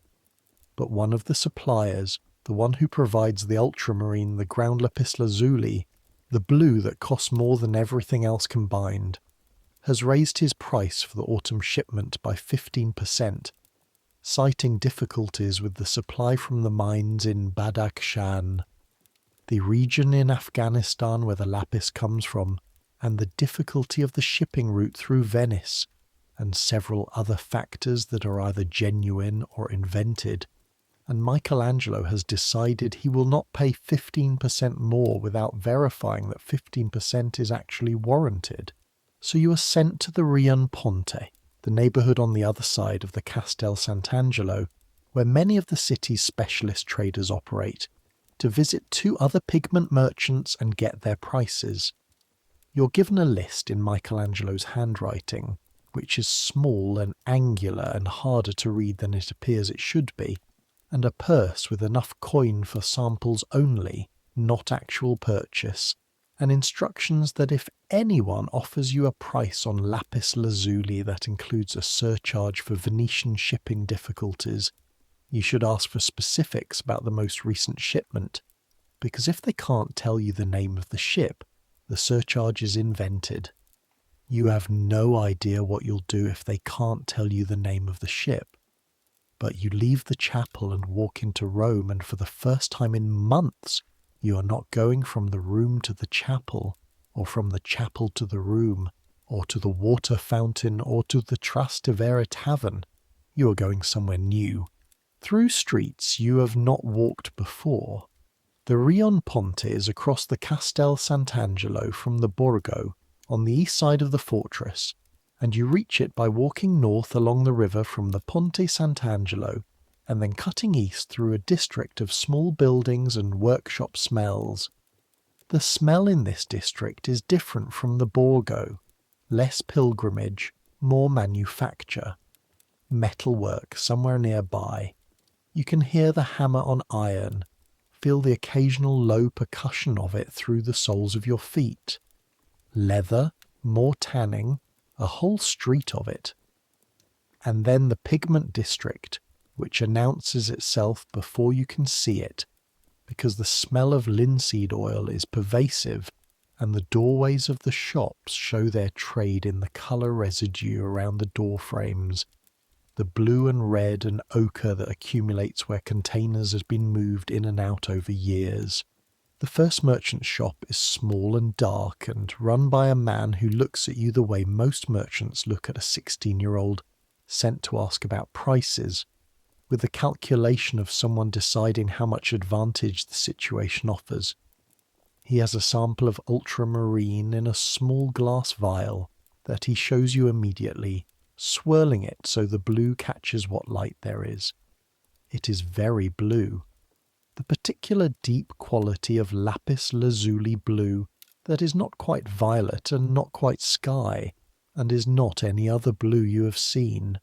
You ask the price for a full shipment of the same quality. He gives you a number. You write it down on the list.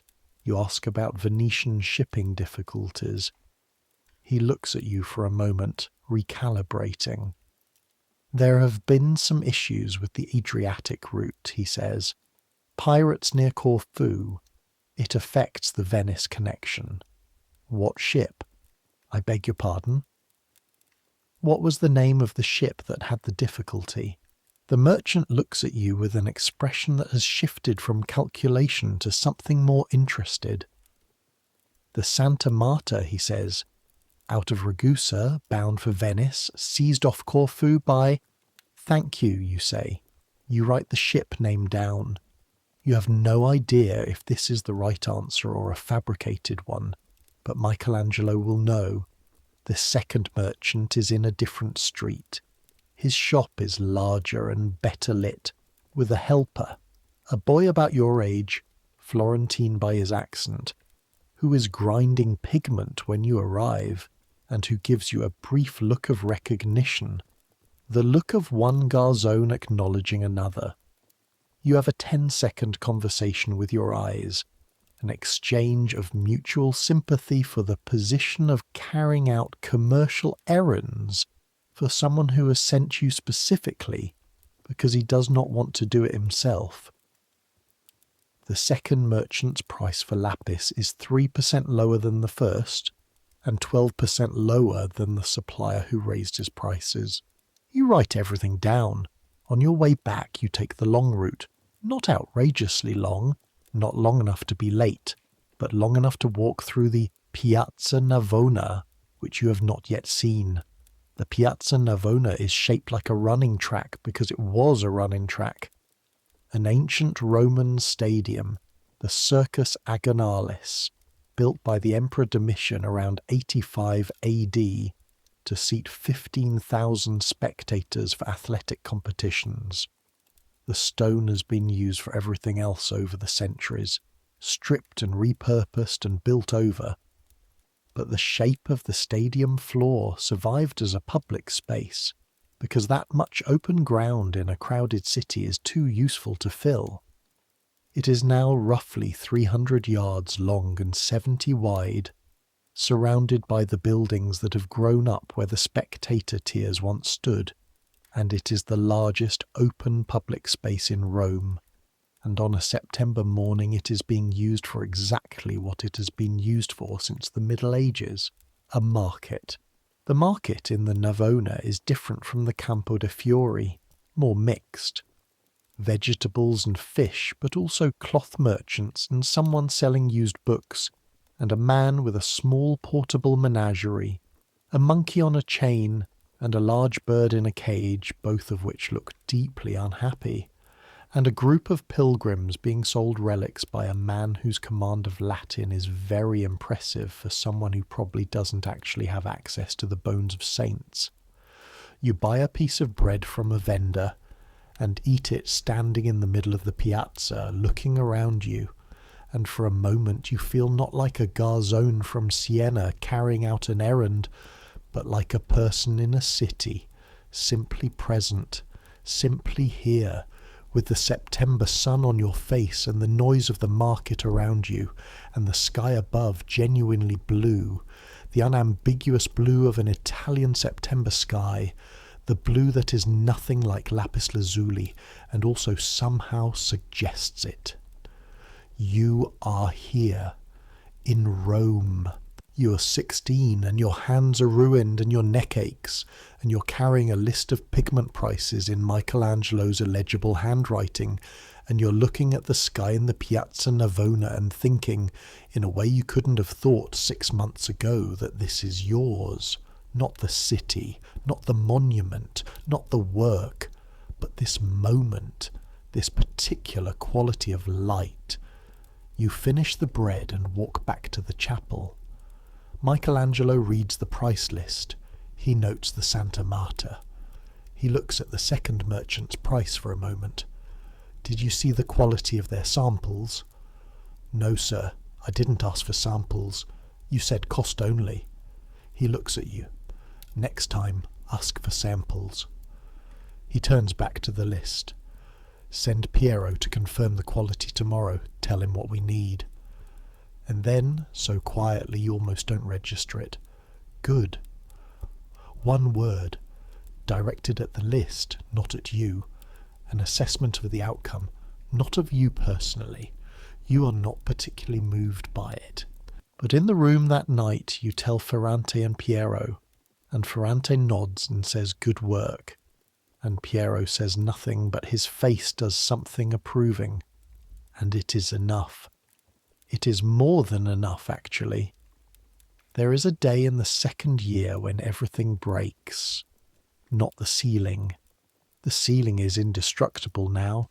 Once the plaster has cured and the paint has bonded, you could throw water at it and it would not move, because it is the plaster. Not paint on a surface, but paint in the surface, and the surface is stone. The ceiling is fine. What breaks is the giornata.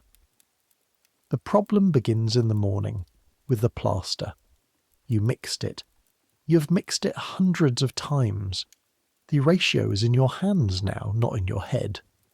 Your hands know the consistency before your mind does, and they told you this morning that the mix was right, and they were wrong. The sand is the variable. Different batches of sand from different sources have slightly different grain sizes and slightly different behaviours in the mix. And you've been using sand from the same supplier for 6 months, and the supplier delivered a new batch last week, and you did not account for the new batch requiring a different mix ratio, and you should have accounted for it, and you did not. Michelangelo applies the intonaco to the ceiling and begins the transfer and starts to paint, and 2 hours in, the plaster begins to crack. Micro cracks, a network of tiny lines spreading from the corners of the painted area. The kind of cracks that mean the plaster has shrunk faster than the curing process should allow. The kind of cracks that mean the giornata is ruined. He sees them before you do. Of course he does. His eyes have been 6 inches from the plaster surface for 2 hours. He comes down from the scaffolding in a way that is controlled and quiet, and the control and quiet are worse than shouting would be. He looks at you. He looks at Piero. He looks at the bucket of remaining intonaco mix. Too lean, he says. He means the sand ratio. Too much sand, not enough lime. The mix was too lean and the plaster shrank on curing. The new sand batch, Piero says immediately. He's trying to take some of the responsibility, which is generous, because the mixing was yours and Piero was elsewhere in the chapel when you did it. Different granulation. We should have tested it first. Michelangelo looks at the bucket. Remove it, he says. He means the damaged section. The plaster has to come off, every bit of it, before it finishes curing and the section redone. 4 hours of work, including the painting, gone. Tomorrow you will do it again with the corrected mix. He turns and goes back up the scaffolding to check the extent of the damage, to assess what can be saved. If anything can be saved, nothing can be saved. You and Piero spend the afternoon cutting away the damaged plaster with a small chisel, working carefully to avoid disturbing the sections on either side that are solid and good. The work of removal is the inverse of the work of application. You're taking away rather than adding, and the taking away requires the same precision as the adding, the same care, the same small incremental attention. It takes 4 hours. Michelangelo does not speak to you for the rest of the day, not angrily. He simply does not speak. He works on parts of the ceiling that were not affected by the problem, preparatory work, adjustments to cartoons for upcoming sections, and the work continues and you carry and prepare and the day closes. At the end of the day, as you're collecting your tools, Michelangelo says, "Test every new batch." 3 words. Not about blame, about method, about how to prevent this from happening again. "Yes, sir," you say. 4 hours, he says. "Meaning, we lost 4 hours?" "Yes, sir." He picks up his satchel. He leaves. You and Piero stand in the cold chapel with the chisel marks on the ceiling above you and the removed plaster in a pile on the floor. "That was mine," you say. "It was both of us. I should have checked when the new sand came. I mixed it. We'll fix it tomorrow. You fix it tomorrow. The adjusted mix cures perfectly. The painting goes over it cleanly. Within a week, the repaired section is indistinguishable from the sections around it, and only you and Piero and Michelangelo know that the particular piece of plaster in that part of the ceiling is a different batch from the one on either side of it. This is what failure looks like when it is handled correctly. Invisible. You carry this.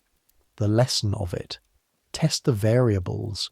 The thing you've done hundreds of times can still fail when one component changes. Don't assume. Check. 3 words from Michelangelo. It is the most useful thing he ever directly taught you. The Castel Sant'Angelo.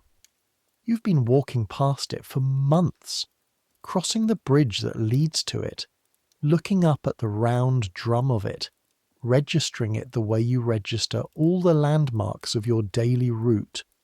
Present, large, structurally interesting, not relevant to your current purpose.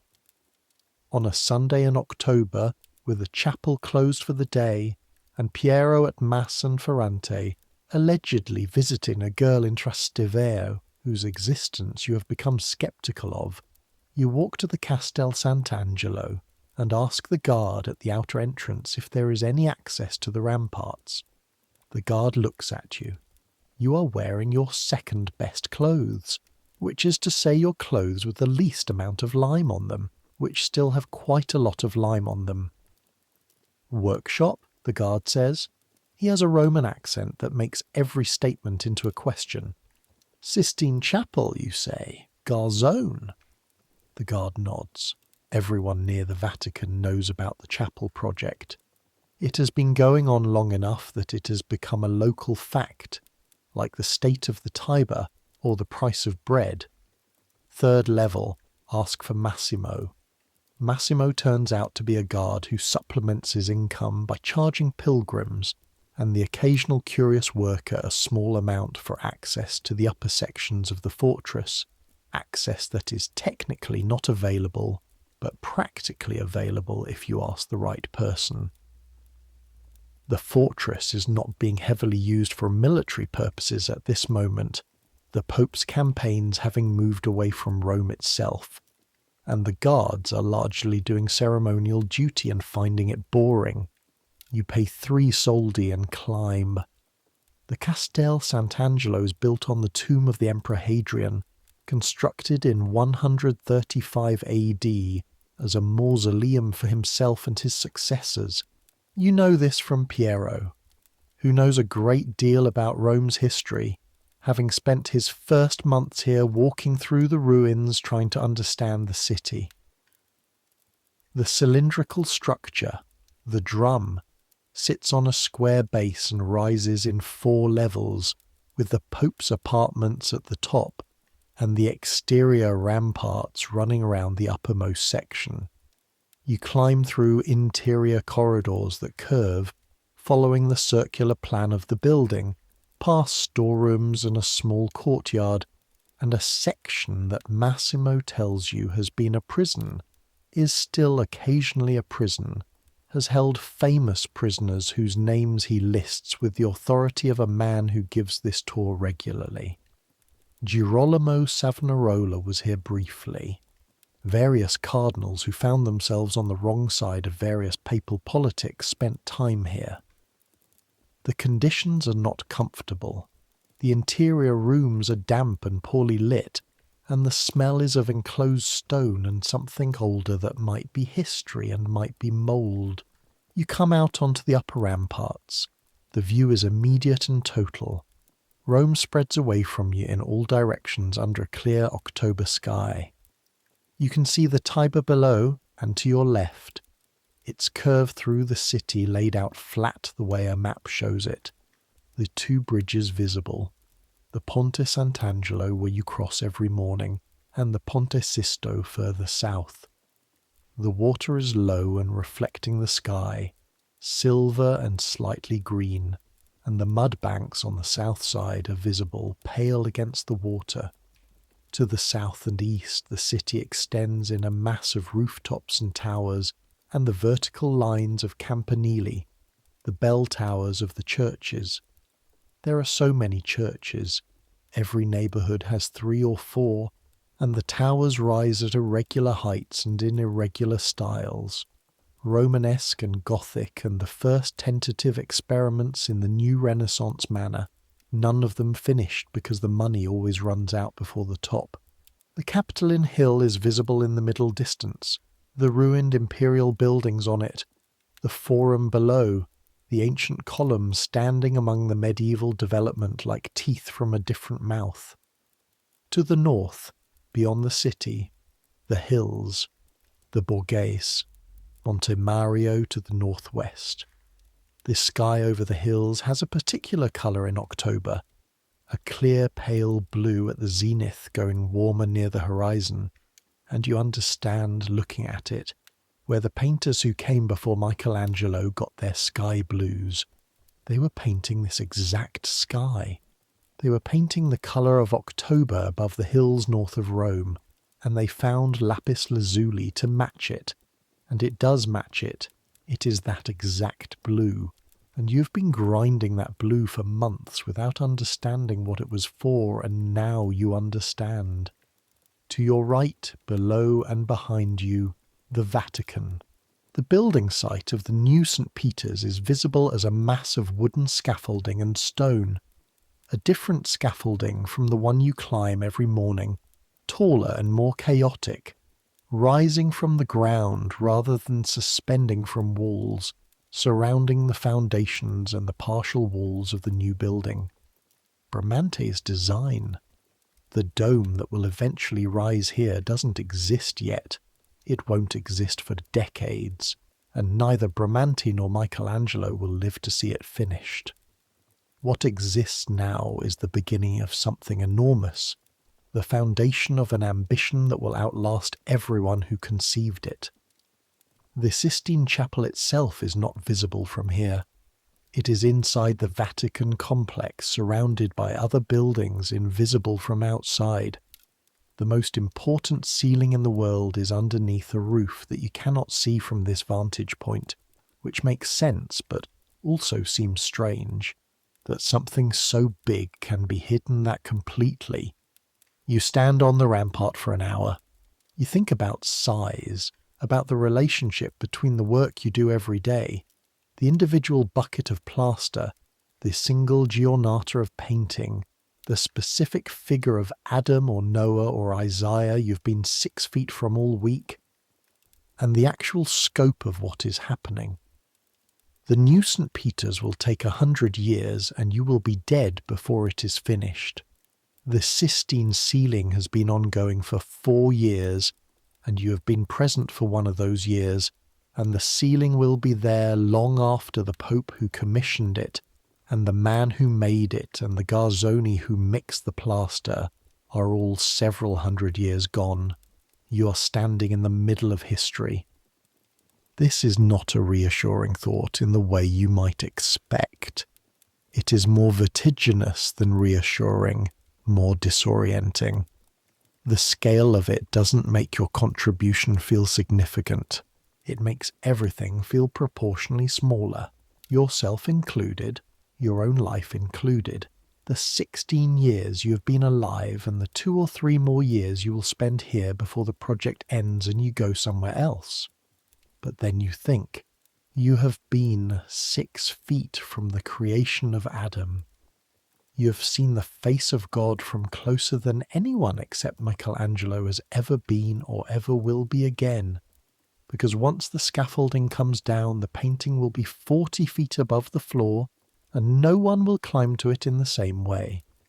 And the particular intimacy of being close enough to see the individual brush strokes of the greatest painter alive, that experience is yours and not transferable. You have been 6 feet from the creation of Adam, every morning for months. You have touched the plaster next to it. You know the seam where the giornata section begins and ends. That is yours. That is only yours. Something in your chest settles.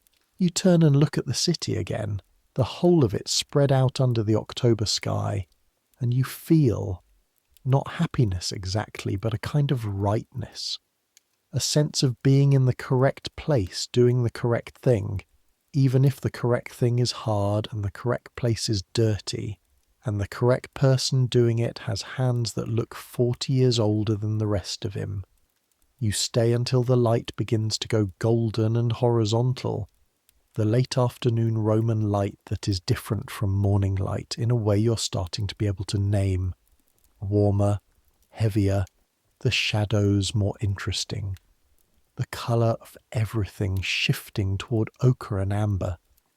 Then you climb back down, pay Massimo, walk back through the Vatican, and into the chapel and up the scaffolding to check on the plaster for tomorrow morning. Michelangelo's still working. Of course he is. The months begin to blur in the way that months blur when the work is repetitive. Not identical, each day has its specific texture, its specific small events, but the skeleton of each day is the same, and skeleton is what you remember, not the flesh. Wake before light, bread, walk, climb, grind, mix, carry, descend, carry, carry, carry, climb. Autumn becomes winter. The winter of 1509 to 1510 is cold in a way that Rome does not acknowledge. Romans believe their city to be mild and treat cold weather as an aberration to be endured without adaptation rather than a predictable annual event requiring preparation. The result is that Rome in winter is, in many ways, worse than anywhere colder that has actually thought about the situation. The buildings have no heating except small fireplaces in 1 or 2 rooms, and the rooms that have no fireplace, including your attic, are at the ambient temperature of stone in December, which is not a comfortable temperature. You sleep in your clothes. You sleep with your outer coat as an additional blanket. Ferrante and Piero do the same, and the 3 of you are warmer as a group than any of you would be alone. and this is the most useful thing about sharing sleeping quarters, considerably more useful than the conversation. The water in the basin in the morning in December is not just cold. It has a rim of ice. You break the ice with your fist the way you always do. The ritual of it has become automatic, your fist coming down on the thin ice with the same unconscious force you'd use to slap a table.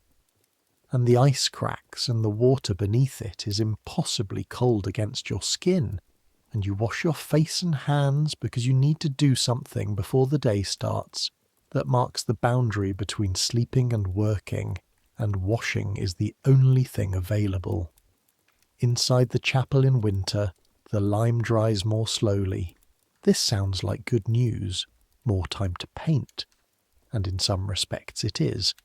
But it also means the working day is extended to take advantage of the longer curing window, and Michelangelo is in the habit of extending every advantage to its limit, so winter days are longer rather than more relaxed. The cold is inside the chapel in a specific way. The stone floor stays cold regardless of what happens to the air. You feel it through your sandals when you stand at the preparation area, a cold that moves up through the soles of your feet and doesn't go away until you start moving. The scaffolding is warmer, being further from the ground and closer to the ceiling where whatever warmth the stone has accumulated sits. Up there, working, you are not comfortable, but you are survivable. Michelangelo's hands are a problem in winter. His hands are, in the ordinary sense, the most important thing in the world, not his mind. His mind generates the ideas, but the ideas cannot exist without the hands to execute them, and the specificity of what the hands do is irreplaceable. He knows this. He is careful with them in the particular way of a person who has identified the thing most essential to their existence and treats its maintenance as a primary concern. But the cold affects them. The fingers stiffen in cold, the joints losing their fine motor facility, the grip changing. He keeps a small brazier near his working position in winter, a metal container with coals that generates enough warmth to maintain the temperature of his hands at something workable. The brazier smokes, and the smoke adds another layer to the chapel's already complex smell, and occasionally the smoke carries embers that drift onto the finished sections of plaster and require careful removal before they do any damage. He doesn't discuss this with you. He doesn't discuss it with anyone as far as you know. He simply manages it, the way he manages everything, with the concentrated attention of someone who understands exactly what the problem is and exactly what the solution requires. There is a story from the previous winter, which Piero tells you in December, about the Pope and the cold and the ceiling, and you ask Piero whether it is true, and Piero says he is reasonably certain it is. The Pope wanted the ceiling finished by November of the previous year. He made this clear through his secretaries, who communicated it to Michelangelo with the enthusiasm of men who did not want to be the bearers of this particular message. Michelangelo communicated back through the same chain that the ceiling would not be finished by November. The Pope then came to the chapel in person. This was the visit you have heard about, the earlier papal visit before your time, where Julius reportedly struck Michelangelo with his staff. Whether he actually struck him with the staff or merely threatened to is disputed by the various accounts Piero has collected. What is not disputed is that after this visit, Michelangelo left Rome.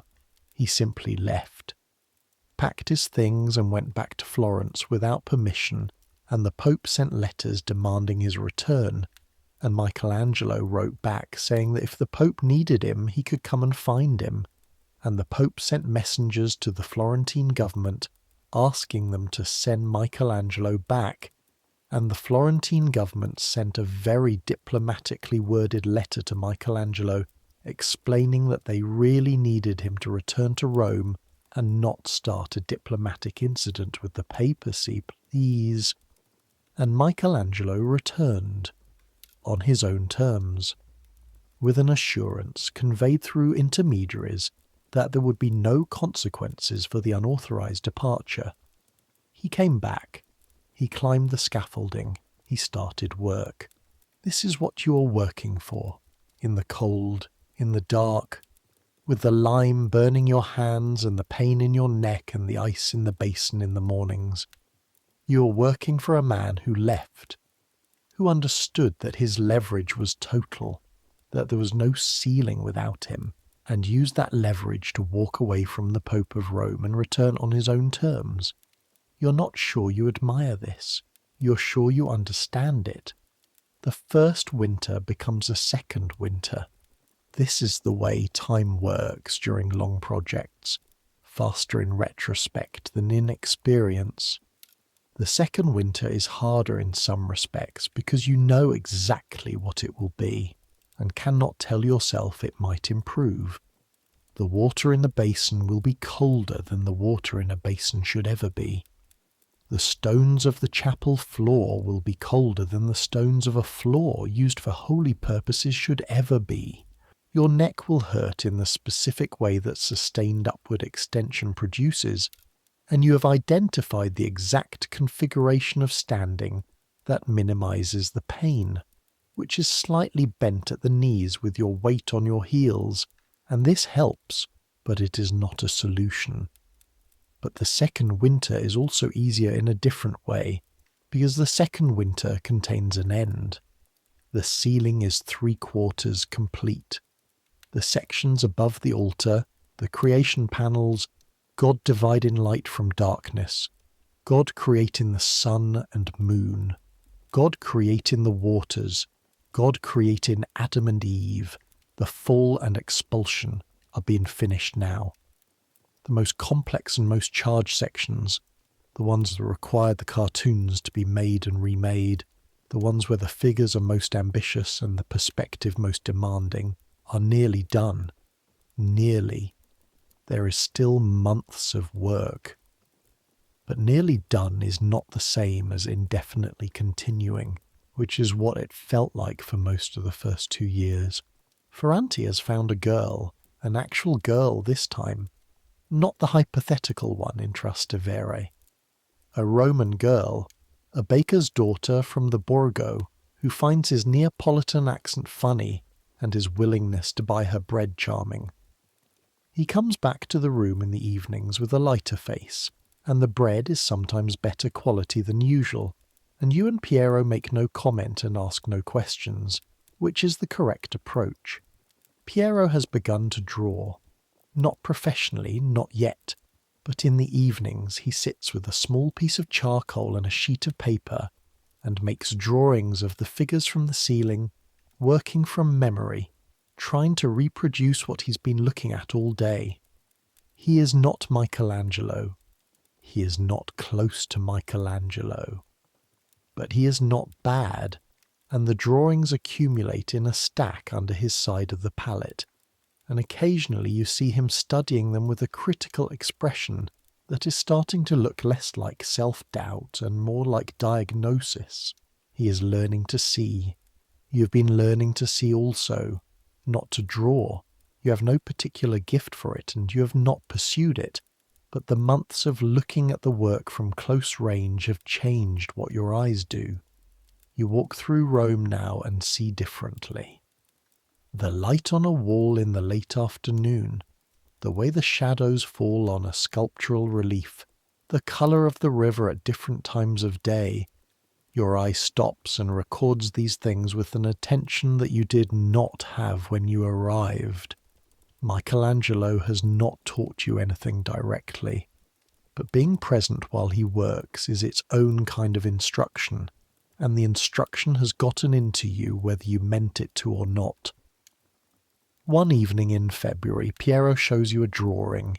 It is a study of one of the ignudi, the nude-seated figures that flank the Genesis panels, young men in complex poses holding garlands, present in the composition for reasons that are not entirely clear unless you look at them for a long time, at which point they become clear in a way that is felt before it is understood. Piero's drawing of one of these figures is small, done from memory, and it captures something. It's good, you say. Piero looks at it. The hand is wrong. The rest is good. He puts it on the stack with the others. The stack is now several inches thick. I want to be a painter, he says. Not as a revelation, as a fact he is reporting. You're already a real one. I want my own workshop, my own commissions. He is 18. He has been a garzone for nearly 2 years. There are 8 years, minimum, between him and anything like an independent practice. And those 8 years assume continuous employment, continuous learning, and the kind of accumulated reputation that doesn't build automatically, but requires someone to notice you and recommend you and the chain of introductions to work in your favour. He knows all this. You'll do it, you say, because you believe it, and because he needs to hear it, and both things are equally true. He doesn't respond. He wraps himself in his coat and goes to sleep. But the stack of drawings stays, and every morning when you leave for the chapel and pass it, it is slightly higher. The plague comes in the summer of 1510. Not the catastrophic plague, not the Black Death that killed a third of Europe in the previous century. A smaller outbreak, as outbreaks go, centred in the neighbourhoods near the Tiber in July when the heat is worst, and the river is at its lowest and most foul.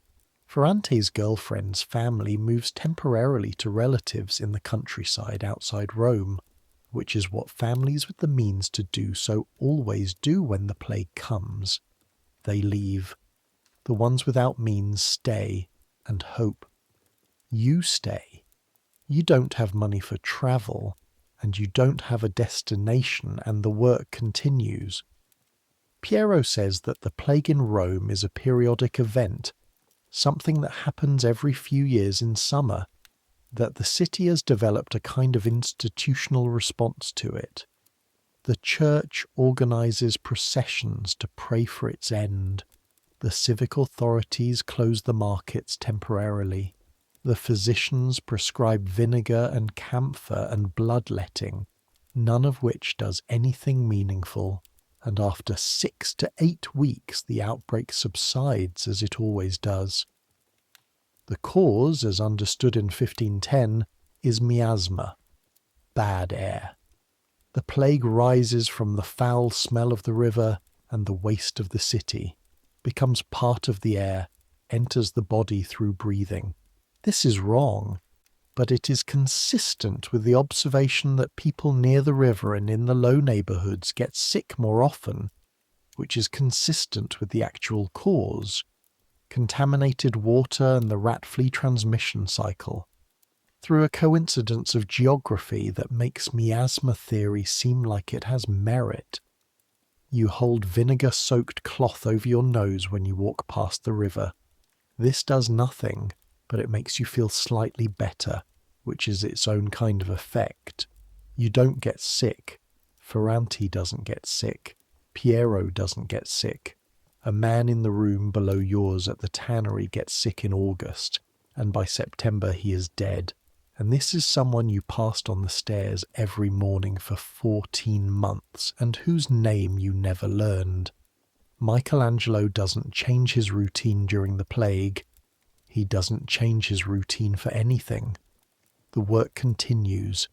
Prepare the plaster, transfer the cartoon, paint, cure, prepare the next section. The ceiling doesn't care about the plague, and Michelangelo's relationship to the ceiling has by now absorbed everything else. He is thinner than he was in the spring. His face has sharpened, the cheekbones more visible, the eye sockets deeper. He is eating even less than usual, which was already very little, and the combination of the heat and the physical work and the intermittent stress about money is extracting visible costs. His hands shake sometimes, in the morning before he has eaten anything. Not badly.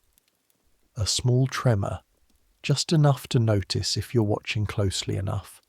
And you're always watching closely enough because watching for these things has become a part of your job. You started putting food near his tools about 4 months ago. Not formally, not with announcement. A piece of bread, sometimes a small cup of wine. You leave it in a position where he cannot avoid picking it up if he wants the tool under it, and sometimes he eats it and sometimes he moves it without eating it, but mostly he eats it. He has not acknowledged this arrangement. You have not mentioned it. It exists as an understanding between you that neither of you has stated, which is the only kind of understanding Michelangelo seems comfortable with. The tremor in his hands doesn't affect the painting. This is the thing. You watch for it. And when it's present, and then you watch the painting, and the painting is exactly what it should be. The brush is completely controlled. The line is what he intends. Whatever is happening in the rest of his body, his hands, when they hold a brush over fresh plaster, are not trembling. The Pope is in Bologna for much of the summer, conducting papal business of a military and political nature that you do not follow closely because it is not your concern and you have enough concerns. When he returns to Rome in autumn, the first thing he does is go to the chapel. The ceiling is nearly done. He stands on the floor and looks up and stays there for a long time. His secretaries wait. The guards wait. You, on the scaffolding above, become very still. "How much longer?" he says. Michelangelo's voice from somewhere to your right. 3 months. Pause. 3 months, the Pope repeats. Yes. Another pause. "I'll pray for your health," the Pope says. He leaves. You look at Piero. Piero looks at you. That is the most nearly human thing Julius II has said in the chapel in 2 years. The prayer for health might be political. If Michelangelo dies before the ceiling is finished, it's a disaster. But it might also be real. It might be that Julius, standing on the chapel floor looking up at what is being made above him, has experienced something that made him think about the man making it and mean what he said. You don't know. You will never know. The inside of a pope's head is not a place anyone gets access to. But for 3 months the payments come on time. October 31st, 1512. The date was set by the Pope, which is how dates for the completion of things get set in this world, by the person with the power to set them, regardless of whether the thing being completed agrees with the schedule. Julius II declared that the ceiling would be unveiled on the eve of All Saints' Day, the anniversary of his own consecration as Pope, because symbolic timing is something that popes understand better than most. Michelangelo finished painting on October 18th. 13 days. 13 days between the last brushstroke and the public ceremony. 13 days in which the scaffolding was dismantled. The second half of it, the eastern section that had been in place for 4 years, and the chapel was cleaned, and the dignitaries were informed, and the invitations were issued, and a ceremony was planned. You were there for every day of the dismantling. The scaffolding coming down is not a graceful process. It is physical labour of the same kind as putting it up, carrying heavy wooden members, removing the anchor poles from the holes in the walls, lowering the main platforms by rope, stacking everything in the courtyard outside for storage. 4 years of construction in the same space means 4 years of accumulated minor debris, and the scaffolding, when you strip it, reveals this: small pieces of broken plaster, discarded brush handles, a lamp that fell and was left behind and has been there, apparently for 2 years, pressed against the wall by the platform and forgotten. You carry it all out. Piece by piece. The chapel floor emerges as the scaffolding comes down, revealed section by section, and at the end of the last day of dismantling you stand on the stone floor of the Sistine Chapel and look up at the complete ceiling for the first time. You know what you're going to see. You've been 6 feet from all of it. You have seen every section in the process of being created. You know the giornata seams and the patched areas, and the place where the mould was, and the section in the corner of the first Genesis panel that Michelangelo repainted twice. Because the first 2 attempts were wrong, you still don't know what you're going to see. The scale. That's the first thing, even though you know the dimensions, even though you have been calculating and measuring and carrying across this same scale for 2 years. Standing on the floor and looking up is different from standing on the scaffolding and working. The distance recomprises the figures. They become monumental in the original sense of the word. They become monuments, things meant to be larger than human, meant to be looked at from below and understood as existing in a different realm. God dividing light from darkness at the very top of the ceiling in the centre. The first act, the oldest thing. An old man with a white beard and powerful arms reaches into the void with both hands and separates what was previously unseparated, and the energy of the gesture comes down through 60 feet of air and lands somewhere in your chest. You have been 6 feet from this image, the creation of the sun and moon. God extending both arms in opposite directions simultaneously, creating 2 things at once. The energy of his forward motion still visible in the way the drapery streams back from him. On the same panel, in the lower left corner, God retreating, smaller, his back to the viewer, the work already done, moving on. 2 moments in one image, time folded into space. You didn't know you could fold time into space like that. You didn't know painting could do that. You've been grinding pigment in the same room as the discovery, and you didn't see it clearly until now, from the floor, at the correct distance. The creation of Adam. You knew it was extraordinary.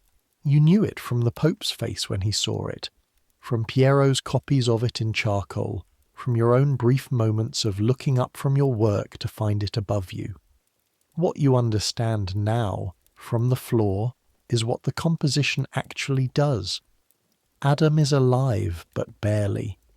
He is reclining, his body soft and heavy with the weight of new flesh, his arm extended toward God with an effort that is visible and incomplete. He doesn't have the strength yet. He's been given something, and he knows it, and reaching for it costs him his whole effort. God comes toward him from the right, carried by a cloud that is also a crowd of figures, pressed together around him, and his arm extends with authority and precision, and the gap between the fingers is not accidental. The gap is the point. The gap is the entire theology of the moment. God offers everything, and the human reaches, and the distance between them is infinitely small, and also infinite, and the image holds both of those truths simultaneously, and you cannot believe a human hand made this because human hand is not supposed to be able to make something that contains both of those things at once. Your eyes are wet.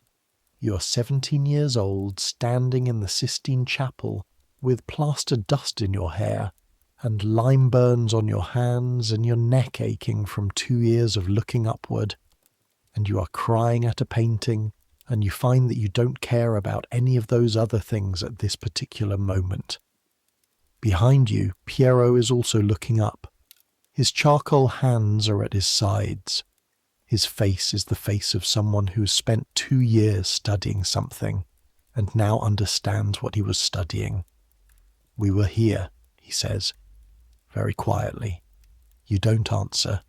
There is nothing to add. Ferrante comes in from the courtyard where he's been stacking scaffolding members, sees you both standing there, follows your gaze upward. He looks for a long moment. Buono, he says. Good. The same word he said when the western section came down. The same word he uses for bread and stone and weather, and apparently also for the most significant artwork of the 15th century. It is the correct word. The ceremony on October 31st fills the chapel. Dignitaries, cardinals, ambassadors from the Italian states and from beyond Italy, the Pope's household, artists and architects and scholars. They come in and they look up, and the collective intake of breath, Piero tells you later, because you're at the back and cannot see into the space during the ceremony, is audible. A shared response to something that exceeds the expectation of everyone who enters. Julius II looks up for a long time. Then the Mass begins, and the priest's voice fills the space, and the candles are lit, and the incense rises, and under all of it the figures on the ceiling exist in exactly the place they were designed for, doing exactly the thing they were made to do. Michelangelo does not attend the ceremony. You learn this from Piero, who heard it from someone in the papal household. Michelangelo sent his apologies, some official reason, probably health or travel, and was absent from the ceremony that inaugurated the work of 4 years of his life. No one knows why exactly. There are theories. He was ill, and this is plausible given the state of his body. He didn't want to be in the chapel during the ceremony, because the ceremony would make the ceiling feel finished, and as long as the ceremony hadn't happened, it wasn't quite finished, and as long as it wasn't quite finished, he didn't have to face what came after. He was already in Florence, having left Rome immediately after the last brushstroke, because 4 years in one place was enough, and he needed to go home. These are all consistent with what you know of him. What you know of him is this. He is a man who poured everything he had into a thing, and the thing is done, and the thing will be here when he is not, and the ceremony is for the people watching it and not for him, because what he had with the ceiling is already finished. The morning of October 18th, when the last brushstroke went down and he laid the brush aside, that was the moment, not October 31st. You understand this, actually. You were there for the making of it. October 31st, with the dignitaries and the incense, is for other people, for people who need the ceremony to understand what happened. You were in the room when it happened. The ceremony is not your language. You leave before it's over. You walk out of the Vatican, through the Borgo to the Ponte Sant'Angelo, and you stand on the bridge and look at the Tiber, and the river smells like it always smells, and Rome smells like it always smells, and the Castel Sant'Angelo looms behind you in the October dusk, and somewhere above the city the ceiling exists sealed in stone, complete. You will be leaving soon. The work is finished. There is no reason for a Garzone to stay in Rome without work to go to, and Piero has an introduction to a workshop in Florence, and Ferrante is talking about staying in Rome, about the girl in the Borgo, and your own future as a shape you haven't identified yet.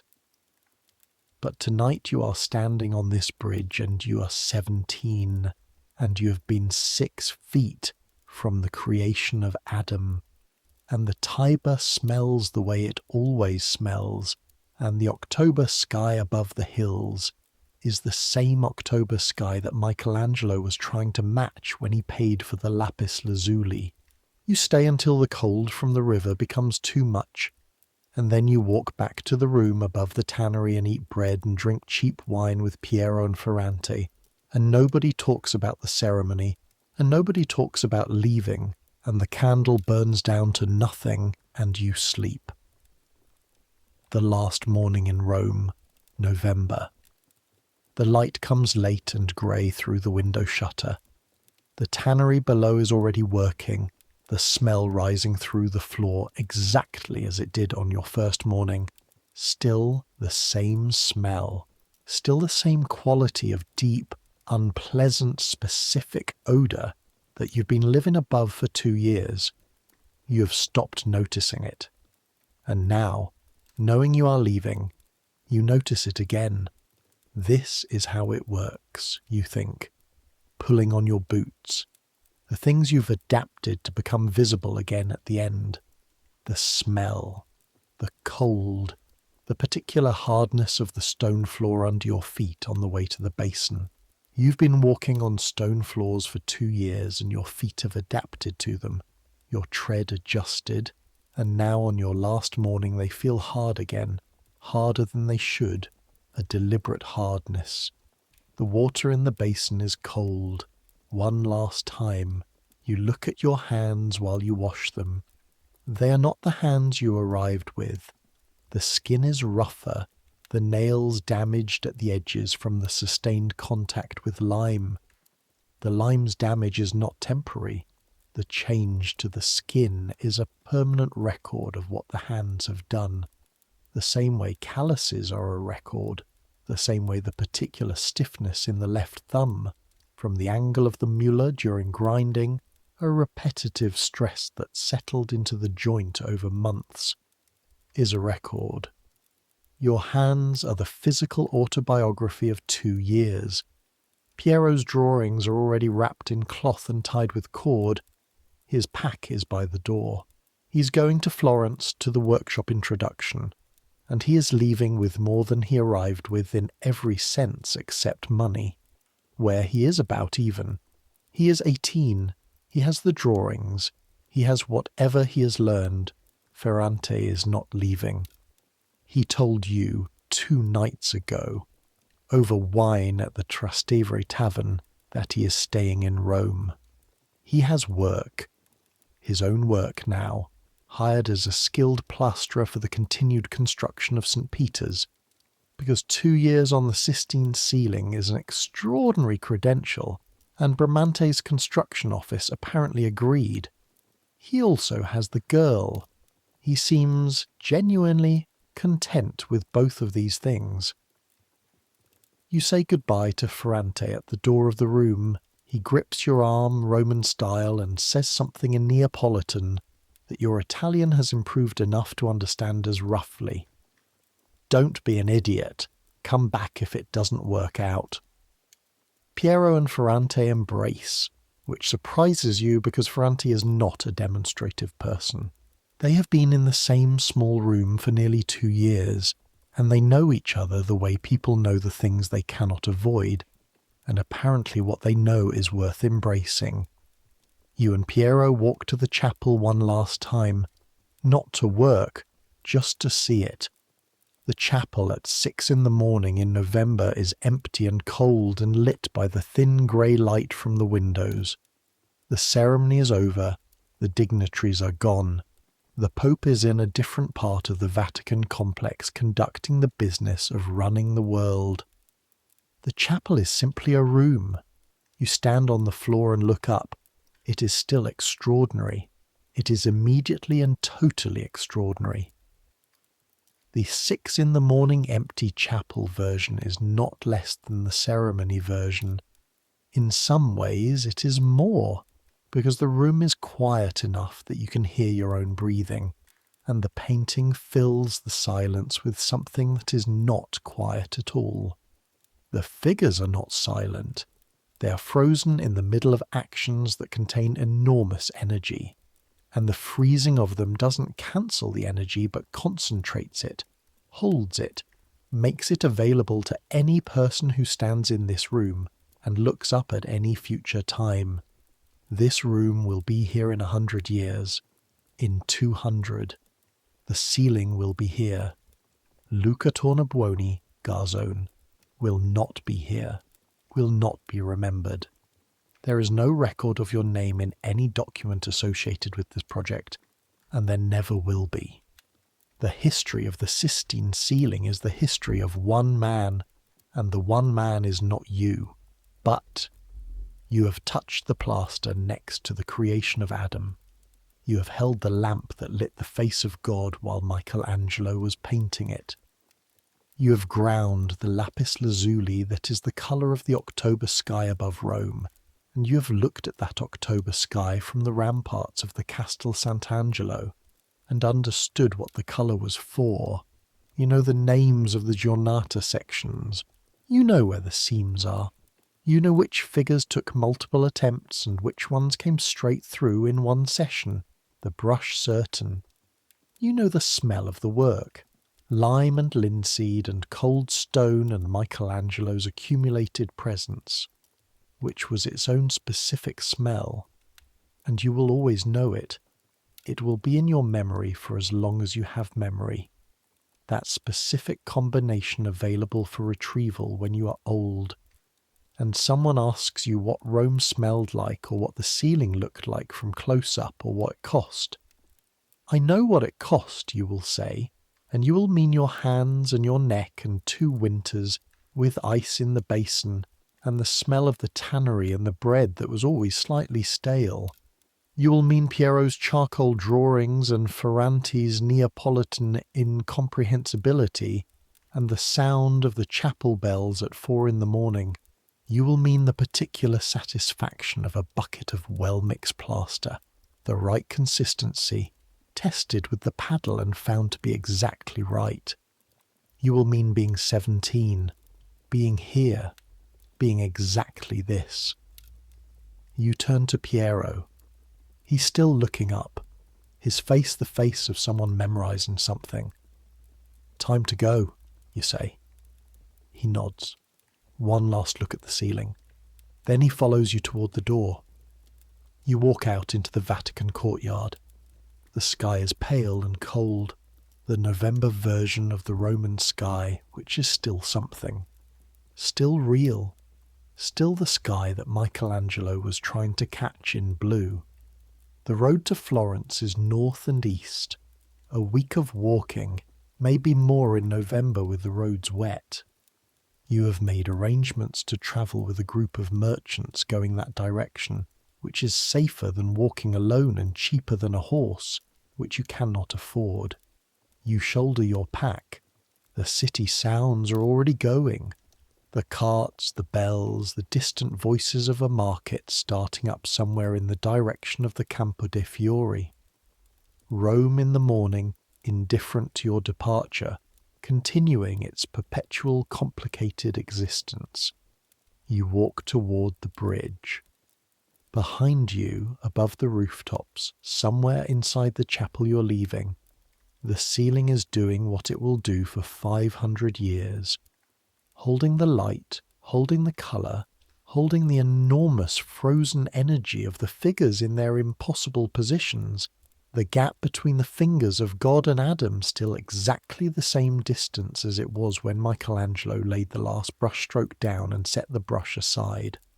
Still that close, still that far, still there. You are lying down, not the straw pallet in the room above the tannery, not the scaffolding plank, somewhere softer, somewhere the cold is not so absolute, somewhere the smell is only the ordinary smell of a room where a person sleeps, and that smell is almost nothing compared to the accumulated complexity of the chapel and the river and the lime. You're somewhere comfortable. The work is done. The ceiling is done. Your hands will heal. Not entirely. The damage is permanent in some ways, but the acute burning is over.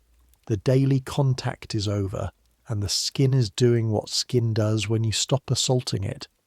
It is trying to recover, going through the stages of repair that leave you sometimes aware of a tingling in the affected areas, a warmth that is not pain but its echo, the body doing its accounting. Your neck will take longer. The muscles that have been held in extension for 2 years are not going to simply release and forget.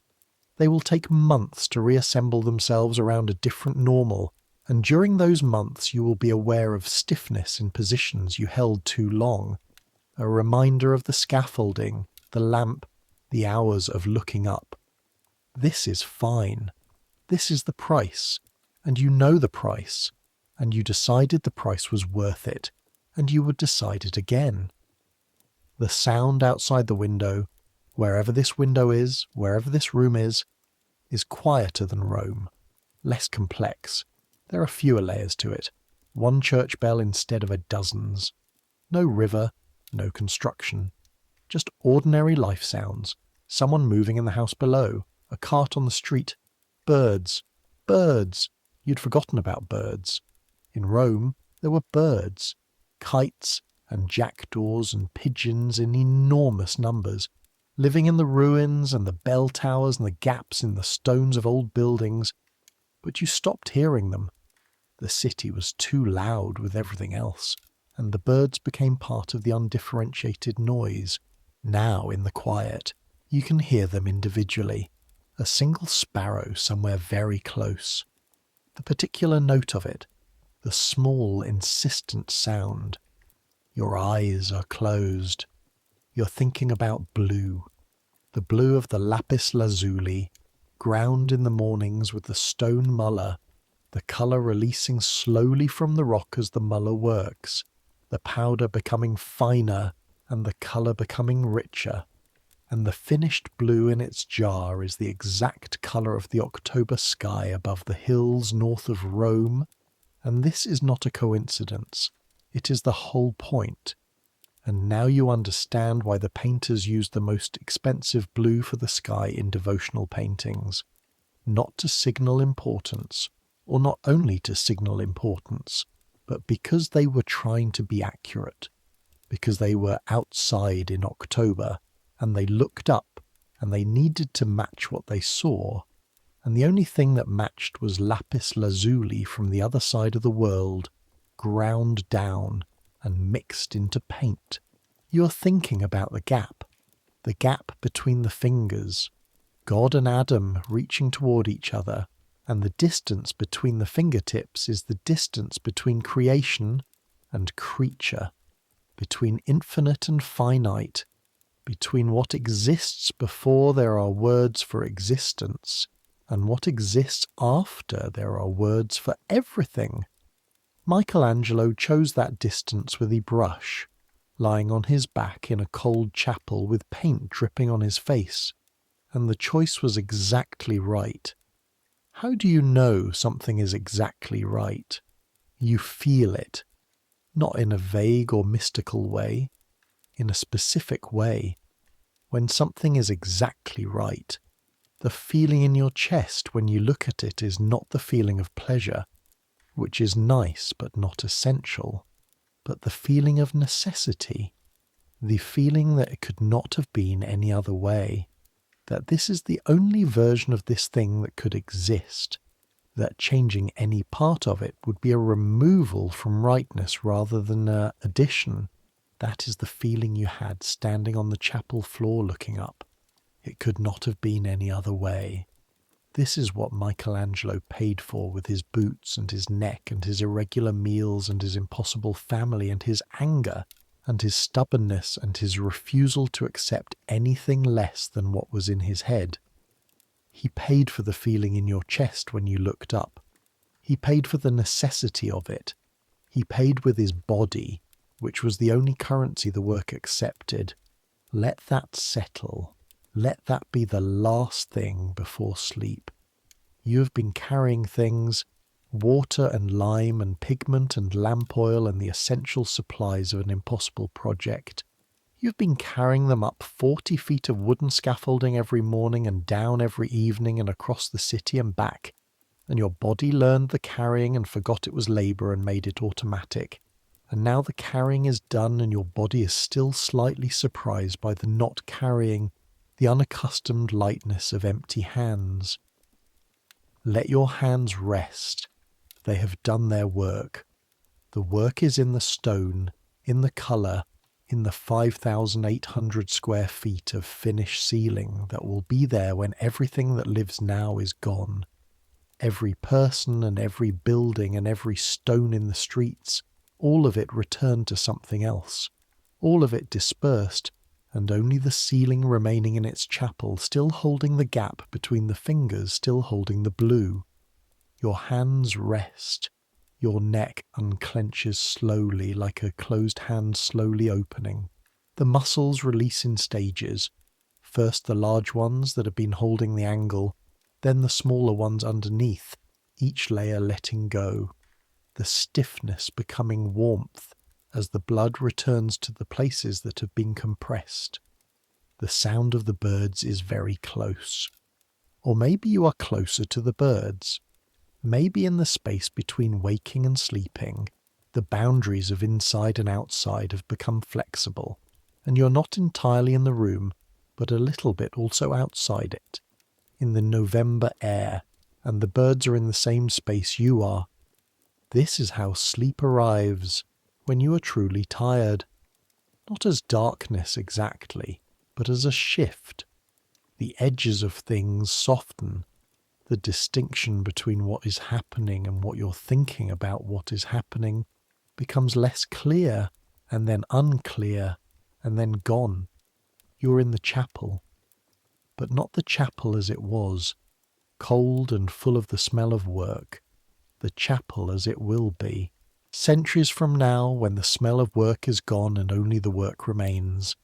Clean, lit, cool in the way old stone is cool. The figures above you are the same as always. God and Adam, the prophets, the sibyls, the ancestors in the spandrels, the same and different. The same because they are the same. Not restored, not repainted. Still Michelangelo's brushwork from 500 years ago. Still the pigment you ground mixed into the plaster you prepared. Different because of what surrounds them. Modern light, modern people below, modern voices speaking languages that didn't exist when the ceiling was painted. They look up the way you looked up. They feel it the way you felt it, the necessity of it, the only possible way of it. They have no idea you were there. They don't need to know. They are having the experience the ceiling was made to give them, and the ceiling is giving it to them. And this is the thing working as intended, and the people who made it possible, Michelangelo and his lime-burned hands and his ruined neck and his candle hat and his stale bread, and the Garzoni carrying the water up the ladders in the dark, and even, in the chain of cause and effect, the Pope who was stubborn enough to insist and powerful enough to pay. Those people don't need to be acknowledged for the experience to happen. The experience happens anyway. The gap is still there, still exactly the same distance as he left it. Let that carry you down. The ceiling is dark now, or you are, or the distinction has dissolved. The chapel sounds have given way to the sound of where you are, which is quiet, which is very quiet, which is the sound of a room where nothing is required of you, and everything is permitted to stop. Your breathing has slowed. You're no longer carrying anything. Not the bucket, not the lamp, not the rolled cartoon, not the weight of the task that has been your whole existence for 2 years, not even the memory of it quite. The memory has softened into something else, something that lives in the body rather than the mind. The specific heaviness of a well-carried load now set down. The particular feeling in the forearms after a day of grinding, now simply present as warmth. The ache in the neck that was a problem and is now just a fact.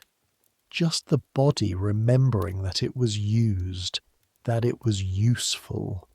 It was useful. You were useful. The work required you, and you were there, and you showed up every morning when the bells rang at 4 with the ice in the basin, and the stale bread and the cold floor and the smell of the tannery and the 40 feet of ladder in the dark, and you were there, and the work got done, and the work is there now in the stone and the colour and the gap between the fingers. Enough, more than enough, centuries will pass. The Rome you walk through will be built over and rebuilt. The Borgo Vecchio will be transformed. The tannery will be gone. The Ponte Sant'Angelo will still be there, and the Castel Sant'Angelo will still be there, and the chapel will still be there with the ceiling inside it. The Tiber will still smell of the Tiber, though somewhat less, because they will eventually do something about the sanitation, and the October sky above the hills to the north will still be exactly the colour of lapis lazuli, which will no longer be a colour you have to pay a fortune for because they will have synthetic blues that match it. But the real lapis will still exist in Afghanistan and still be ground to the same depth of blue, and someone, somewhere, still knows that this colour matches that sky. Some things don't change. The need to make something that will last. The need to stand in a room and look up and feel the necessity of something. The need to be near great things being made and to carry the water and mix the lime and hold the lamp and be present. These things don't change. Let sleep take you the way the work took you. Completely, without negotiation, with the certainty that this is the right thing to be doing right now. Let the voices quiet, all of them. The chapel bells and the river sounds and the sound of Ferranti snoring in the dark and Michelangelo's voice saying one word, no more, when he needed something. Let the smells go. The lime, the river, the tannery, the incense, the cold stone, the pigment in its jars. Let your hands be still. The ceiling is there. The gap is exactly the right distance. You have been there. Sleep. Good night.